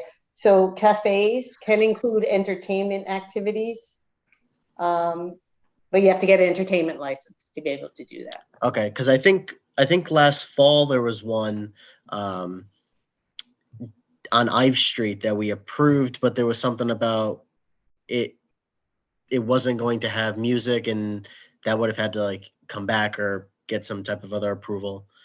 Yeah, probably a license. Yeah, I think, it was the yeah, probably an entertainment license, but yeah. Yeah, cafes it was are like in the allowed. building next to the old, or it might Yeah, still be two-step. 2 steps. Yeah. Yeah. Yeah, they would need an entertainment license, and there's a lot of restrictions and protections in there, which is why we require you to do it. Yeah, and the entertainment licenses don't come before us. They're through No. the zoning enforcement officer. Yeah. So. Okay. Exactly. That's what I thought. I wanted to. But they would be entitled to apply for one in this location. Again, same as before. Mr. Polino, how you making out?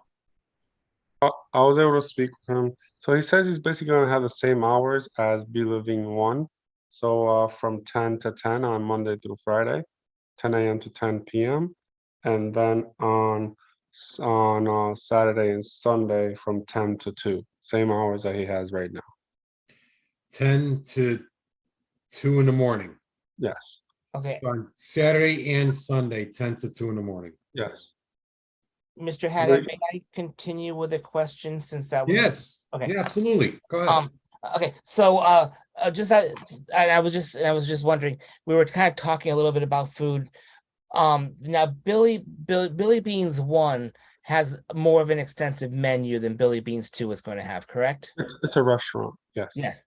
Now, is there any, and does he have any thoughts or intentions of bringing food from one location for serving in the other location?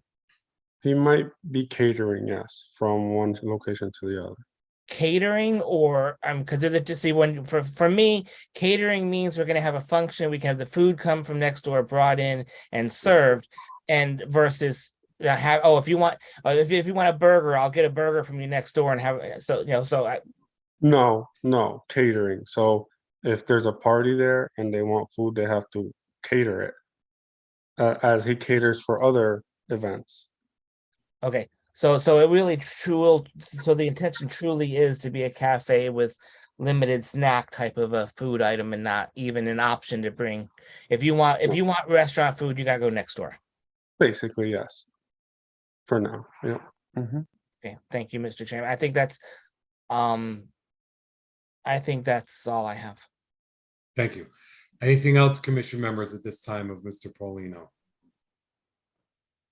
Anything else? Mr. Paulino, did you have anything else that you wanted to say before I go to others? Okay. Anyone else wishing to speak in favor of this petition? Anyone else wishing to speak in favor of this petition? Anyone else wishing to speak in favor of this petition? Is there anyone wishing to speak in opposition to this petition? Is there anyone Mr. wishing to Chairman? speak in opposition? Councilman Rotello, opposition? Paul Rotello, yeah, not really opposed. I just, not really in favor because I'm just, what I really am is confused. 13 Linden Place, Danbury. You guys remember I used to be on the zoning commission and we did a ton of liquor permits, including the hockey rink and all that kind of stuff. And we had all these conditions. You had to sit down before you had to drink, you had to buy a hamburger. Okay, that's a million years ago. I get that. Yeah. And Mr. Melillo, I appreciated your little history lesson. It's you were good at it. You should do it a few more times. It was pleasant to listen to. Riding your bike down to Meeker's, man, that brought back some memories. How about So listen, Cisnitsky's? How about Cisnitsky's? Yeah, and half dozen other hardware stores. Yeah. We've all been in Meeker's a million times. It's a cavernous building. And just so I'm clear, it sounds like the operation is going to be, for lack of a better word, a bar. And Meeker's that space can hold a gajillion people.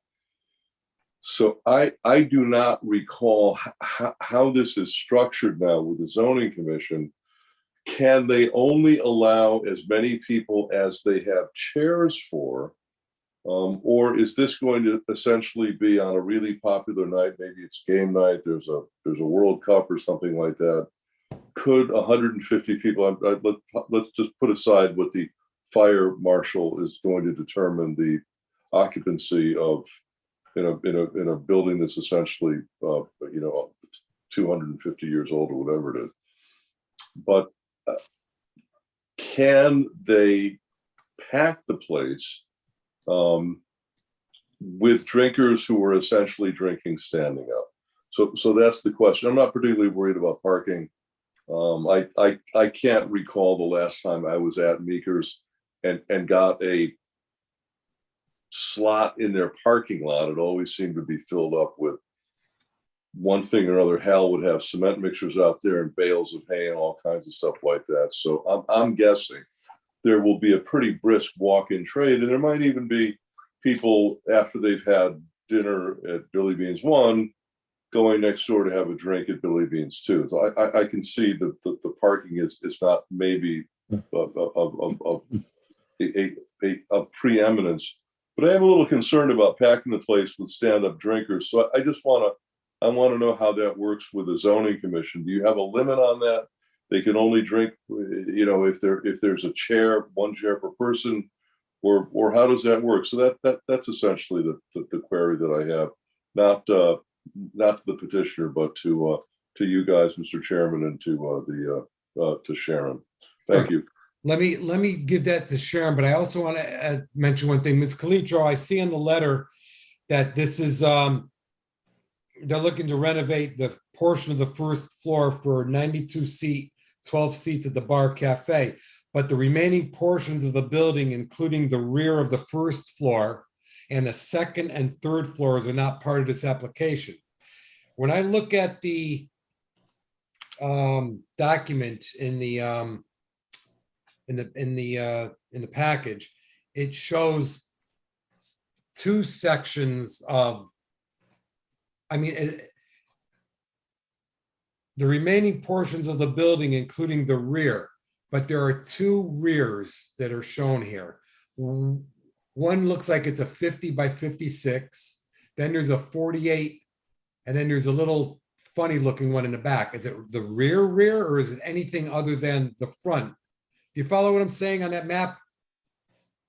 Yes, I believe, again, I would have to double check with Jen, but I believe there's no other uses assigned to the building. So it's this use in that front area. Just the Mr. front? Yeah, Mr. Haddad, Yes. if I may, to help with what you're saying for clarification purposes, I think I'm looking at the same thing you're looking at. I'm looking at my computer screen, the first floor proposed plan, and it shows the tables in the bar area, and then it shows the remaining back section. It's shaded in with the lines, and it says no work in this area. So I believe, and we could probably stipulate it further with a approval, because I was already thinking we need to be very distinct with whatever approval is made, specifying that it's first floor only and therefore cannot expand to the second floor without a new petition. I don't want them to expand up, but that we also make it for the front of the front half of the building only. Yeah. Therefore, if they were going to expand back, they would have to come back and petition for that. Part of the first floor, none of the second and none of the third. Yeah, Correct. based on the site plan. In fact, we could even specify based on the site plan Waiver. submitted with this application dated, what's the date on it?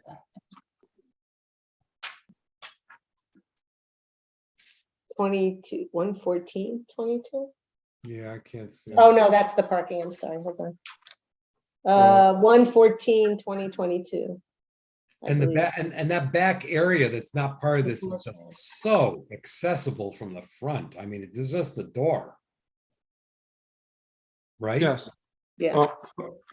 That area is really not, he's not gonna renovate that area at all. So that area is not really good for much. Yes, the building Well, is it's good. It's very, good. Any area is good for standing and drinking. Okay. Okay. Whether it's renovated or not. yes, you're right. Okay. People. That's what we got to think about. But the use, Mr. Chairman, is limited to the area that's Yeah. shown on the plan Yes. with the tables and the layout. And that's how the parking is calculated based on that proposed layout. So now going back to Councilman Rotello's, how many standees can there be? Well, we don't determine the occupancy. The Yeah. fire marshal would do that. Right. We use the tables and chairs from a zoning perspective Yeah. to calculate parking. Right. And we look at 3,631 square feet and say, Right. yeah, in our heads, but even though we don't require it. Right, yeah. All right. So I did zoom in on to the PDF here, and the map is dated 9/24/2022. Not the map, the site plan. The floor plan is dated 9/24/2022. It is? That's the date on. That's the date. Yeah, that's the date on date. it. I was looking You're- at the revision date. I'm sorry. I was looking at Yeah. So the date I have, yeah. 9/24/22. Yeah. Yeah, and but that's the one that distinctly shows which portion of the building of the first floor will be used and utilized. Yeah. It's A100. Yep. It's map A100. Yes. 690, the floor plans. Right on the bottom left, I see it. Yeah. Okay. Yep. Yeah. Okay. Where are we? Commission members, any questions? Oh, Commissioner Coelho. Yeah, just a quick question. Like, one of my concern was the rear area where it says no work in this area. I know there's I think side overhead doors there, like a loading zone. So my concern would be, it doesn't look like they're proposing using anything in the back, but it would be very convenient to use all of that space for the back for anything, for loading, say a beer or whatever it may be, or for anything. So I don't know how we segregate that. I know we can put it in the words of the approval, but it's very easy to use that. Convenient extra space for standing, as Mr. Rotello said. That's what I said. I says it's very, anywhere is convenient to have a drink, whether it's renovated or whether it's not. That's why I would suggest, in whatever proposal, we condition it to the front section of the building as shown Shown on the Yeah. plans, right? on this floor plan. Therefore, if you have to, this is part of the record, is part of the paperwork. And if there's any question, you pull and look at this map and I think it's clear. Yeah. Like with what you were saying, Mr. Coelho. Now, me, for delivery purposes, whether if a truck could pull up there and unload, I myself wouldn't have a problem with that, but not for usage, for serving, for congregating, anything along those lines. Yeah. My concern would just be, how do you police that? You know what I mean? That's my only concern. Yeah. Commission Unfortunately, members. yeah. Oh, go ahead, Mr. Commissioner Chairman. Lillo, go. I was gonna say, unfortunately, it's the way we police everything else and Yeah, every other bar and liquor, cafe in the city of Danbury. yep. Commission members, was somebody making a comment? Commission member? Yeah, Chairman had a, Commissioner do. Rea. Commissioner Rea. So looking at the building specs, and then looking at the Google Street View of the property, are there any other exits besides the front doors in case of an emergency? I mean, if you're gonna have 90 people in this bar and there's a fire in the front of the building, where's everybody getting out? So you have two exits in the front, and then you have the back door exits. So you will go to the back and exit through that area where it says no work, because there's doors there as well. So Okay. in the event of a fire, that door would be easily openable Oh yeah, to scramble out. yeah, So- it's one of the exits. Okay, so if there is no fire, it's still equally openable to go back there and have a drink in an unfinished area. We could, Mr. Haddad, we can condition Yeah, I know. putting an alarm on the door. Yeah, Yeah. We can condition putting a fire alarm on the door, therefore an alarm would go off. If it was opened. Now, right to the fire department. sure. Thank you. Yeah, you can put that stipulation. Commission members, anything else? Commissioner Hylinski. Up your mic. Mike, there you go. There you go. This is being called a cafe, but it's really only going to serve liquor and chips or peanuts or something like that. Is it more like a club? Mm, Mr. Paulino, you can answer. Especially if use- you get entertainment in there, you get a special permit for entertainment. Is that like a club? It could be used for events, yes, but the use that we fall under is cafe. So that's the use that we're using, and it's legal in the zone, and zoning has approved the parking spaces. Zoning has approved all the use. The description of a cafe is something that serves food. Doesn't have to be hot or have a kitchen. So that's the definition we're falling under. And what's the name of this place? Be Living 2. Oh, so I see now.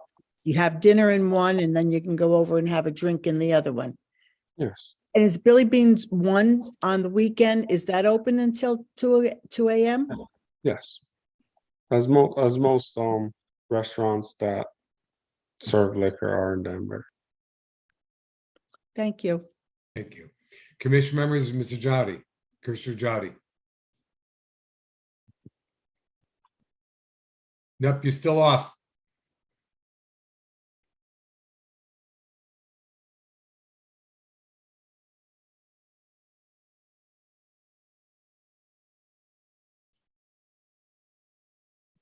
There you are. You're good. Talk. Okay. The cafe license used to be very strict years ago. Yeah. You used to have to give a menu. They wanted a percentage of the sales to be food and a percentage to be liquor. And just from listening, because I've been out of the business quite a while, it's very, let me put it this way, just, they really don't care. I mean, it's a cafe license, but basically it's a bar. Yeah. So I could see what's happening on the changes. And if that's what it is, it is. If, we basically, or the applicant basically has to satisfy the liquor commission. And if that's what the liquor commission says that the cafe license is, then that's what it is. Yeah. And the other thing is that he is spending a lot of money renovating this building. This building is a historic building, so it has to stay the same on the outside. Well, he's trying to generate some income while at the same time, restoring this great building. I mean, I got to survey it. I walked inside, and I walked to the second floor, and it's quite impressive. And I highly encourage him that when he does have the funds, that he can bring this back to life to how it used to be. It's a pretty big building, so he's trying to make revenue to put back into the building, to invest in our town. Yep. Thank you. Commission members, anything else? I have to go back now to anyone wishing to speak in opposition to this petition? Anyone else wishing to speak in opposition to this petition? Anyone else wishing to speak in opposition to this petition? Excuse me, Chairman, it's Mark Nolan. Yes, Mark Nolan, go ahead, speak. Yes, thank you all for patience tonight. And as a downtown property owner and previous chairman of City Center Danbury, I appreciate the investment that is being made into Meekers and the history of Billy Beans being in our downtown district. However, I think we need to be careful on our quality of life matters, because we're balancing community and economic development with residential housing. And we have to have a proper balance so that the people that invest in sleeping and staying downtown, their peaceful, quiet enjoyment isn't disturbed. And allowing parties and concerts to go on till 2 o'clock in the morning on Sunday appears to be a little excessive, in my opinion. And there should be a restrictive curfew that things should begin to wind down, because it takes a while for the overflow to move on.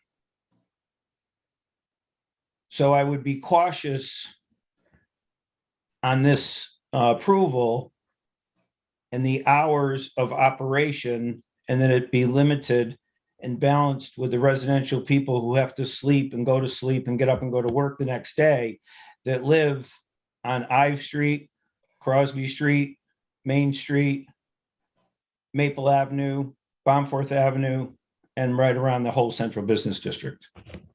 That's my 2 cents. Thank you. Thank you. Anyone else wishing to speak in opposition to this petition? I'm sorry, commission members, any questions of Mark Nolan? No. Anyone else wishing to speak in opposition to this petition? Councilman Perkins. Thank you, Mr. Chairman. I was prepared to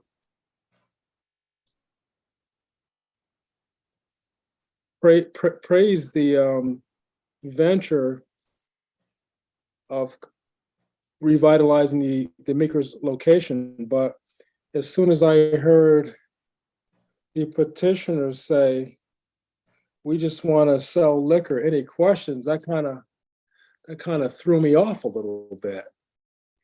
Okay, because there is a whole wide variety of things that can be used in that space.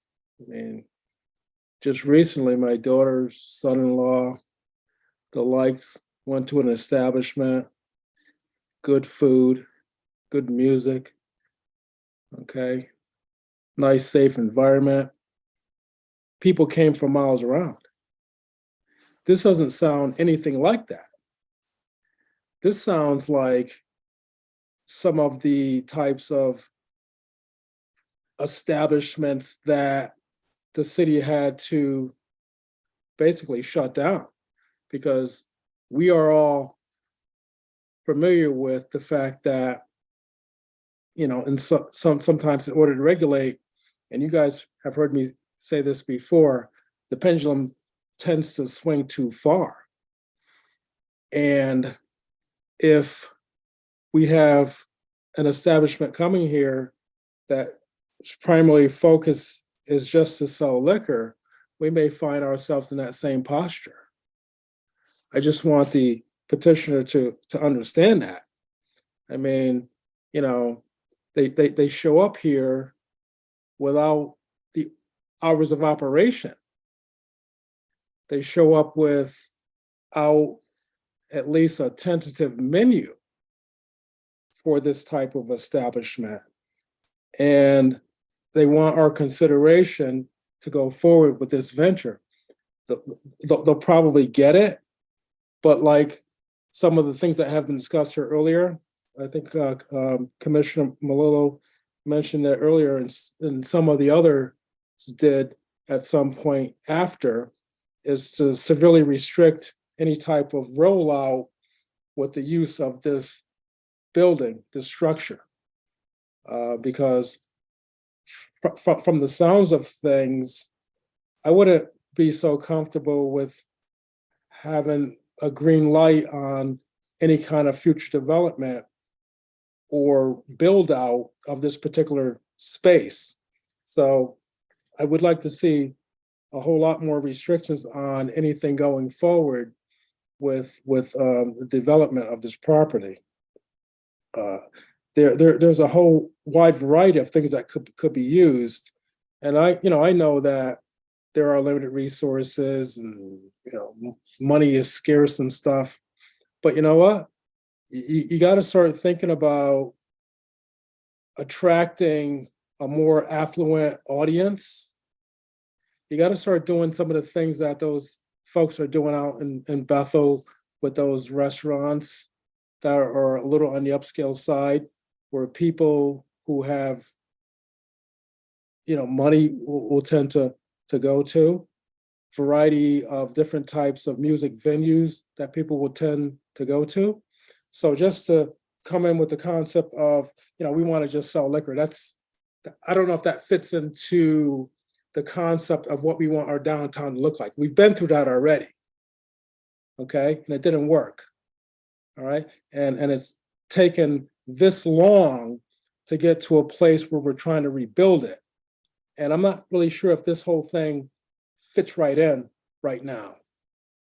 So let's tread lightly on this particular project, because it just doesn't fit with what we want to do.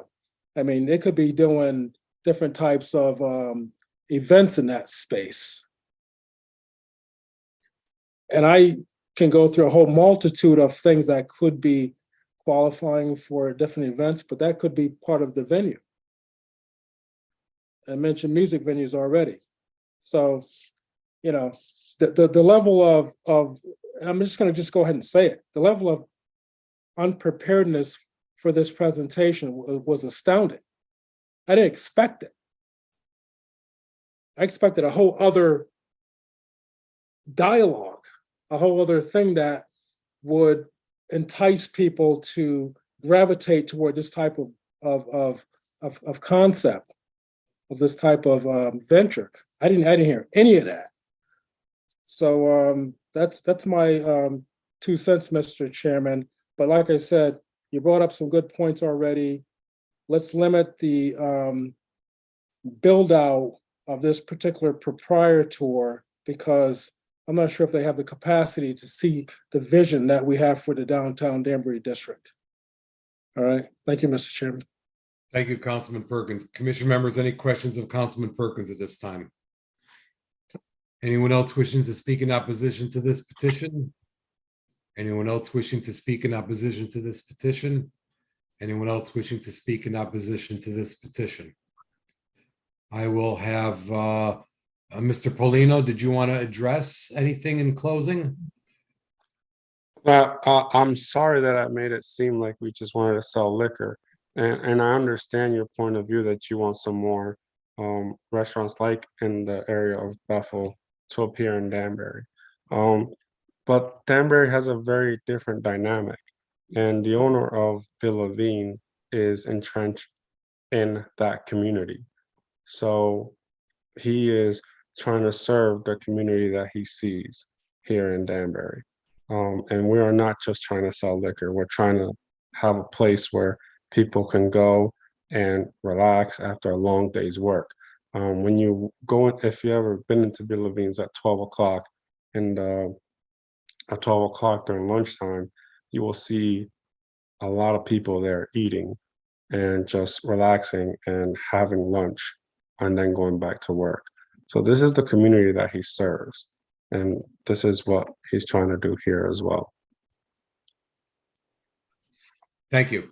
Commissioner Melillo. I'm going to yield to Commissioner Fay first. I've already spoken. She hasn't, Mr. Haddad. Thank you. Commissioner Fay. Microphone. Thank you. Sorry. Thank you, Mr. That's all Chairman. right. And my question is for the petitioner. Do you know the history of the property? Do you know when it was last vacant? Like how long it's been vacant? When is the last time it was utilized for a purpose? Any So purpose? it was retail before we are it was retail about 6 months ago. The tenant left. It was the soccer store. So it was that soccer boutique where they sold soccer and sports apparel, and they also made uniforms. So it had that printer. Did they only occupy the first floor? Yes, they just this occupied the weekend? first floor, and then half of the, not half, but like a third of the first floor is also a multi-service business, which is still there right now. And they'll vacate when they start doing the renovations.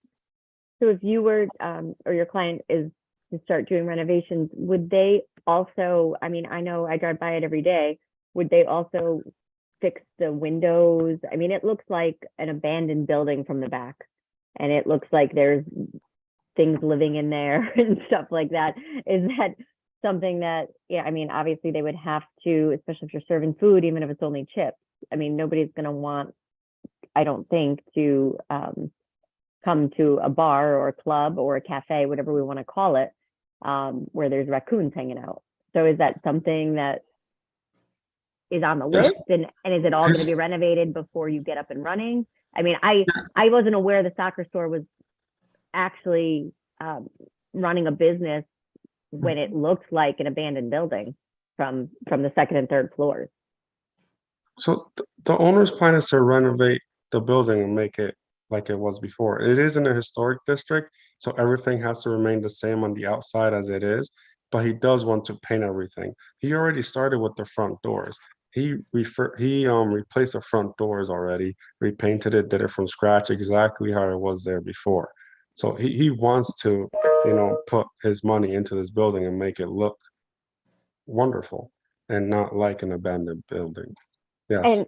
And isn't there now at Billy Bean's, I don't know if there's still a jukebox there or anything, but isn't there music and there's dancing Sunday nights? Yes, there's a little bit of it. Mm-hmm. So what your client's seeking to do is essentially the same thing he's doing next door, but at a greater magnitude, right? Yes, his grand plan is to hopefully be able to make this into a restaurant in the future, right? Because now he's renting, but he can't afford that right now.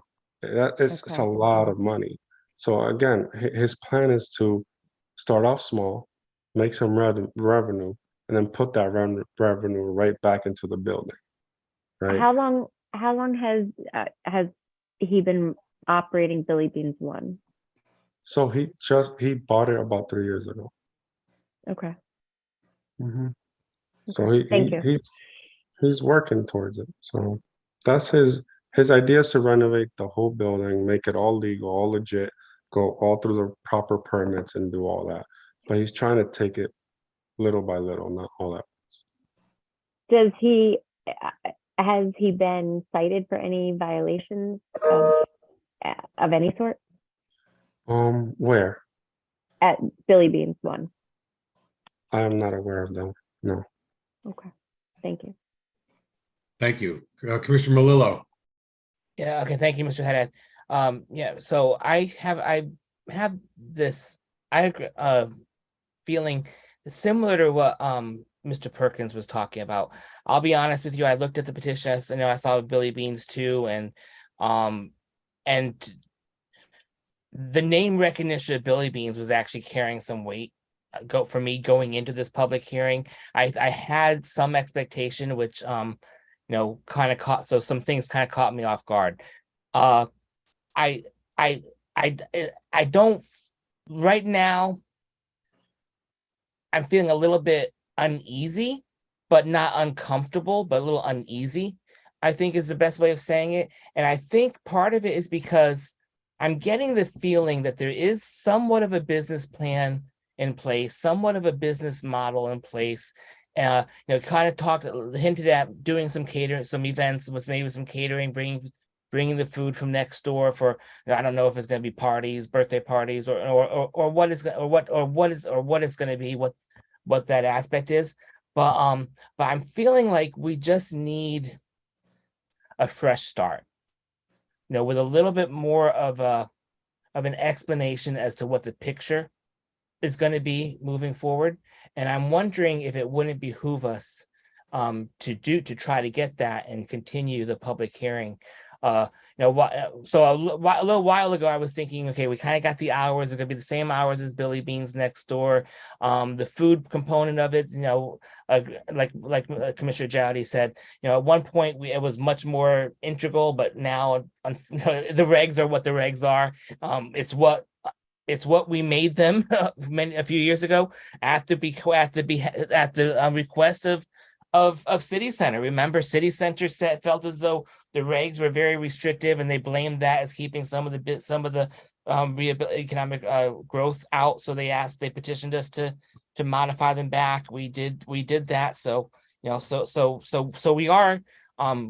do have what we've made over the years regarding that, but I just feel like I'd be a little bit more comfortable with a little bit more of an explanation of what the plan is going to be, before I would be like comfortable voting on this. That's just my thoughts. I wanted to kind of put that out there before the public hearing closed, because I'm suggesting we may want to continue it. I'd be in favor of continuing this too, for additional information, maybe even to hear from the owner, unless there's a communication problem. I don't know. But yeah, I guess what we're saying is we're looking at one of old Danbury's treasures, and maybe we're just studying it a little too hard, because the regulations are the regulations. We created this. Mr. Paulino sits down and he says, "Look, I'm doing this, and this, and I'm allowed to do this, and this." What are you guys talking about? I did the parking. I did that. I don't have to sell this. I don't know. I could sell you a bag of chips. I'm good. So I understand. I agree with him, but Mr. Paulino is also in a difficult position because he's the agent representative who's going to be running the business. And I think in this instance, the individual that Mr. Paulino is representing has a vision, at least a beginning of a vision as to what he would like to see out of this venue.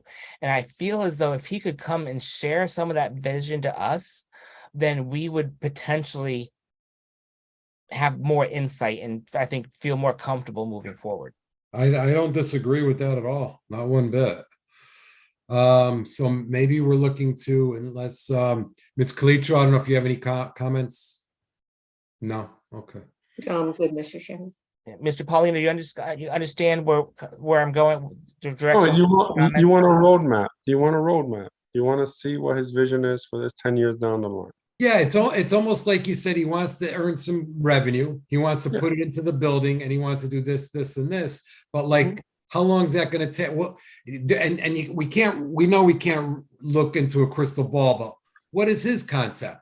Can he say to us something like, "Hey, you know what? I've done this before, and I think in 3 years I can I can do this to the building, or I can do that, or my goal to do this can be accomplished in X amount of time. You know, maybe hearing from the person that has the vision rather than their agent, with all due respect to you. I hope you don't take No, any. no, Yeah. that's fine. You know what I'm saying? I think Commissioner Malilla, that's about what you're saying too?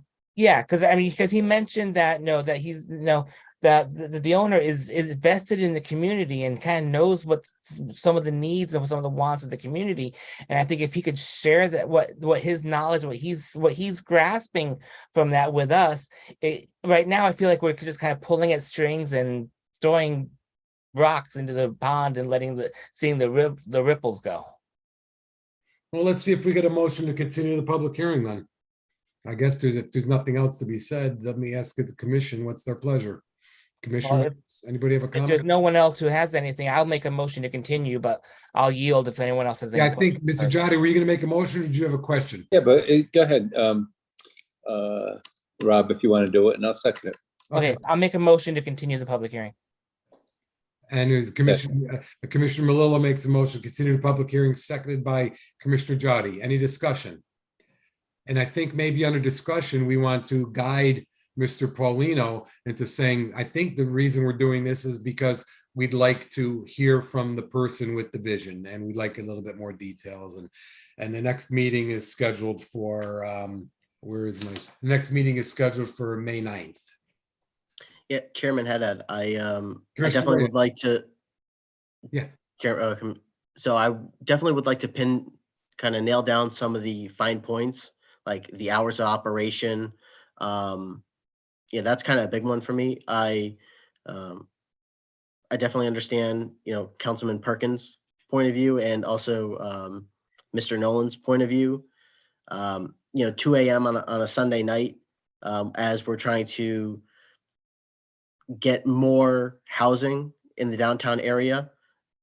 I'd like to see everything kind of laid out and go from there. Yeah, I guess in my days, 50, 55 years ago, when I was out drinking, it was Friday and Saturday nights, never Sunday nights. No, So- right. It's a different community. Yeah, exactly. I mean, Sunday's a big day. Yeah, Don't it is. forget, Absolutely. there's legislative recommendations about extending the extending the time to like 4 a.m. now. To 4 o'clock. Yeah, absolutely. It's a lot different. I don't drink anymore either. Any other comments under discussion? So is there so we have a motion to continue with a second. All those in favor signify by saying aye. Aye. Aye. Those opposed? So that's what we'll do. We'll continue it to May 9th, and thank you, Mr. Polino. Yes, thank you, Mr. Paulino. Thank you for hanging on so long. It's almost midnight, so. You're welcome. Can I just be one of the first next time? Yeah, I don't know how it falls. It may. Good one. All right. So just some of the things.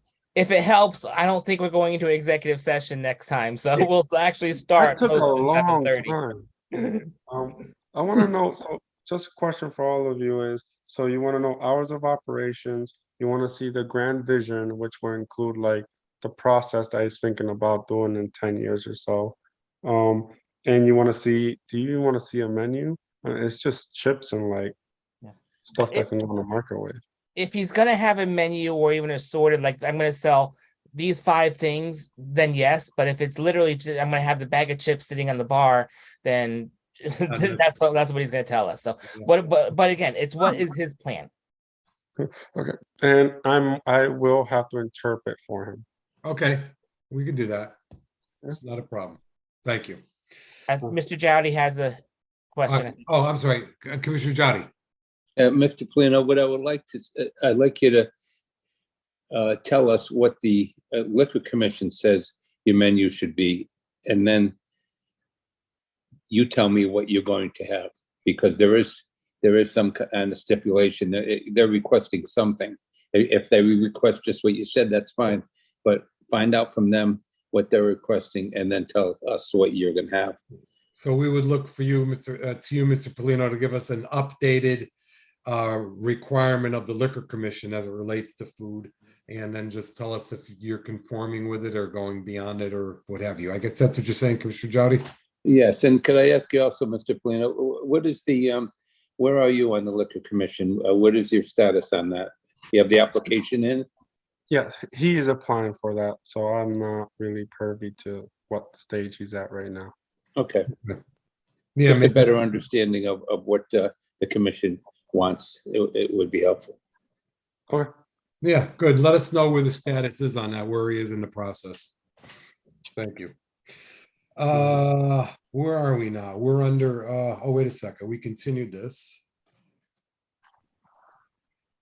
We don't have any continuation of any public hearings, old business for discussion and possible action.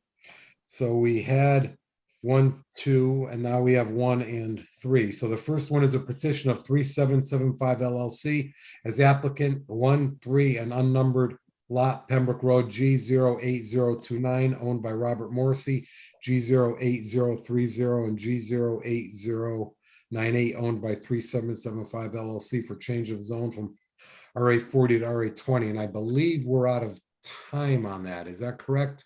Yes, you have to act tonight. So we have to act on that tonight. So commission members, hopefully everyone remembers this petition. I'm sure we do. Commission members, what's your pleasure on this? So, Mr. Chairman Riley's had a- not eligible, right? I'm sorry. I just want to put forth that on the record, I did watch the You saw the meeting video. You saw before the video. this. Yeah.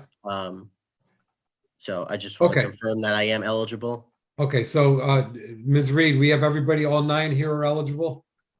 Okay, so all 9 are eligible. Commission members. Comments, motions. Somebody's got to say something. Commissioner Coelho, I'll make a motion to approve it for discussion. Open it for discussion.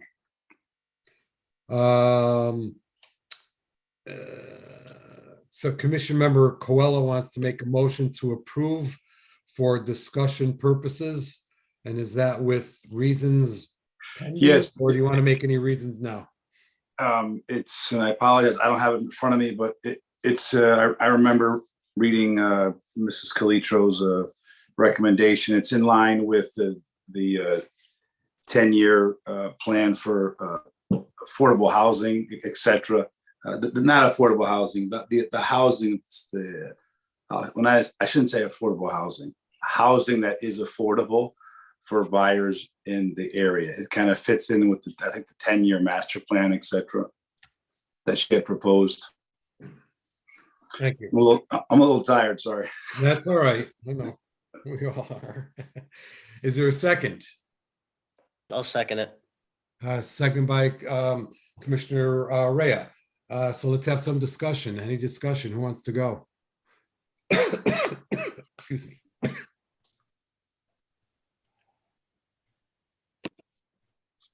I'm sorry. Oh. Commissioner Jowdy. Lillo. No. Let Mr. Jowdy speak first. Commissioner John. I don't know if I'm muted. or You're not. on, you're on. Okay. You're good. So we started with this application that he wanted to go in and how many units was it that they wanted to build? Ted, do you remember? Well, Number the 9. petition that they withdrew was I think, RMF 4, right? yeah. They wanted to go to RMF 10, Ten, which is right, what Stetson Yeah. Place was. Right. Then they They wanted- withdrew right. it and came back at RA 20. Yeah, remember, that didn't get denied. They Right. withdrew it and they came back RA 20. Right, and then, so now they're gonna put like 9 buildings in the cluster development with 1 driveway going out, opposed to 5 driveways that they would have if they stayed with the RA 40, is that right? Or, yeah, under Yeah. the RA 40, there could be Right. potentially 5 Right. driveways with 5 houses. Right. Some So would be they could- bigger lots because it's a bigger piece of property and then by going to this, I think they showed 9 units. And then there would also be cluster with 1 driveway at the farthest north portion. The driveway would be the width, I believe, of a city road. And then there would be also some area for common use of the residents, which could be a playground or a paddleball court or something to that effect, Okay, right? I just want to put that on the table, so Yeah. I understood it, and so did everybody else. And the other issue, and the issue that I raised was, I think the big concern as it related to the potential for blasting, which it looks like it's needed. I don't know if any big machines can pick apart that, by dropping the level of the road where Hillcroft, is it Hillcroft, Willcroft Kennels are, would help people driving north. They'd have a better sight line with the driveway being at the northernmost point. But the thing that concerned me was the blasting, but the fact that whether this petition gets approved or denied, they're going to have to blast that area anyway, or cut that area down. So that's what I saw or got out of it. And I think I raised that during the public hearing as well. Commissioner Melillo, you had something to say? Yeah, I wanna make a couple comments, and Yes, then please. and then with your permission, I'd also like to maybe pose a question to Attorney Marcus after these comments, and I think you'll understand why after you hear these comments. Well, that's a fine line you're walking. Well, I'm gonna ask the permission to ask the question after my comments too, just so. Yeah. So this petition, I'm really torn on. I'll be honest with you. I know the road. We all know the road. We all drive it quite often, and while my numbers may be a little bit off, you'll kind of get the feeling is the intent is still there. I want to say right now, as it stands right now, if I remember correctly, they can build five. There's 5 buildable lots, and they then with the change of zone, it can increase to somewhere between 9 and 11, which is much better than the original petition that was last year. I'm glad they pulled that petition. There was a lot of opposition to it. It didn't really sound all that great. And there's a lot of benefits to this petition, primarily centered around the cluster development plan, which gives the planning commission some control, gives them some insight, helps the traffic aspects of it. And really, I agree, is probably a good plan for this parcel. However, contract zoning is illegal. And if I could sit here and say, cluster development, that's what we're requiring, then it would be really easy for me. But however, unfortunately, the pragmatist in me, I'm also saying it may not be quite, do I want to roll that dice? Is it they're going to have to do blasting, like you said? Is 5 better than 9? Or 7 driveway cuts, which while the cluster development might be the best. So with that being said, I'm really torn, and I was going to ask tonight that some people shared some information or some thoughts under the reasons, and we had a little bit of a discussion on this, because while I'm not opposed to this, I'm not ready to jump yes. And so it's almost like what the status quo is a little bit better, but I'm not definitively on the status quo. And with it being midnight, I'm not sure if that's the best mindset right now, which is why I was going to check with Attorney Marcus to see if we could get an extension. Well, you asked them a question. We generally don't allow that to happen, but I know you're asking them a question on an extension. So I would ask that Ms. Calitro should be asking that question. Well, as chair, we used to ask chair through you, or if we could see if he would grant the commission an extension. Well, I'll tell you what, it's on the table anyway, and so I don't think we should ask him. But if he blurts out he's willing to, I don't know and I think maybe if he does blurt it out, we shouldn't ask him to go beyond the next meeting anyway. But no, I know, and I would have been ready tonight, but like again, it's midnight, and that's why I'm just not sure. With me wanting a little bit of discussion on it is fair with everybody at midnight. Ms. Calitro, comments? No. I would just say we closed the hearing, I think it's February. Yeah. This I has know. been on the agenda for this is the 63rd day. I Yeah. have to go back and check what, Yeah, I don't, and, granted it's late, but I think everything's on the record. I think part I of the think we record gotta go for it included, tonight. Yep, right, I agree. think, Yeah. Engineer Dodo presented the plan. No, you can't require, but you can't require the cluster, but it really makes no sense to go to RA 20. Number one, you're not even getting 9 lots because you can't meet the lot width. You can't get access way lots, those Yeah. kinds of on that road anyway. So it almost Yeah, it makes no sense from a developer standpoint to process a zone change to an RA 20 and then try to squeeze in lots. You might as well just stay at the RA 40. The blastings are going to occur either way. Either I'm a way. little concerned about the timing. I mean, you do have a motion on the floor. Yeah. I guess we could ask them to, for 2 more weeks. But no, really, I you've don't think so. been mulling it over for several meetings. And I think that they're due a decision. Yeah, I think we gotta, Commissioner Malillo, sorry, I think we gotta tackle this tonight. There's no apology. Like I said, I've been weighing it around, and I'm one vote. And like I said, I've expressed my thoughts, and I'm really kind of wanting to hear what's on the minds after the public hearing and what some of the thoughts and sentiments are from some of my other commission members. All right, well, let's see if I see Mr. Coelho's hand up, but maybe somebody else who has a couple comments, line them up behind Commissioner Coelho. Go ahead. All right, so I'll make it quick. One of the things that I was concerned about, and I'm sure we can find a way to work this into the approval, is if it goes down that road, we listened to everybody's concern that night about what had happened with Stetson Place and the issue with the excessive blasting and so forth, and I know on some of the projects that I've been involved with personally, and I'm sympathetic to that, but perhaps we could require the developer to do what we call, a pretty intensive pre-blast survey of all the neighboring properties, whether it be their well, give assessments, etc., that in the event this does get the approval and they come in and do the blasting, then they have a baseline of where everybody's foundation was, where their well was, their conditions, as opposed to trying to deal with it later and having lawsuits, etc.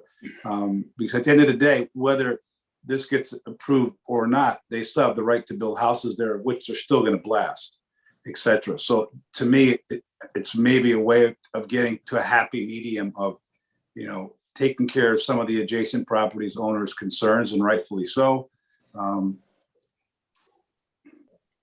That's it. Got it. Thank you. Commission members, others, please weigh in on this. Who's got other comments and ideas and thoughts?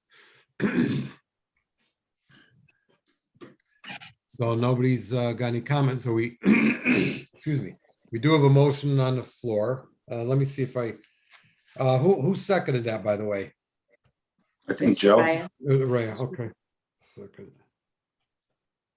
Okay, so we do have a motion to approve this petition by Commissioner Coelho, second by Commissioner Raya, and there was reason given. If any commission members want to add any reasons or make any comments, so then we're going to take it to a vote. A yes is yes, a no is no. Commissioner Coelho. Yes. Commissioner Raya. Yes. Commissioner David. We'll circle back to Commissioner David. Commissioner Fay. Yes. Commissioner Hawley. Yes. Commissioner Helinski. Yes. Commissioner Jowdy. Yes. Commissioner Malillo. I'm going to vote no because it's passed, and I think I just a little bit, like I said, was based on my concerns earlier. I was movable, but my vote's not necessary, so I'm just going to vote my comfort level. Absolutely, no problem at all. Commissioner David. I will vote yes. So it's 1, 2, 3, 4, 5, 6, 7 to 1. That petition gets approved. Number 3. Thank you. Good evening. Good evening, sure.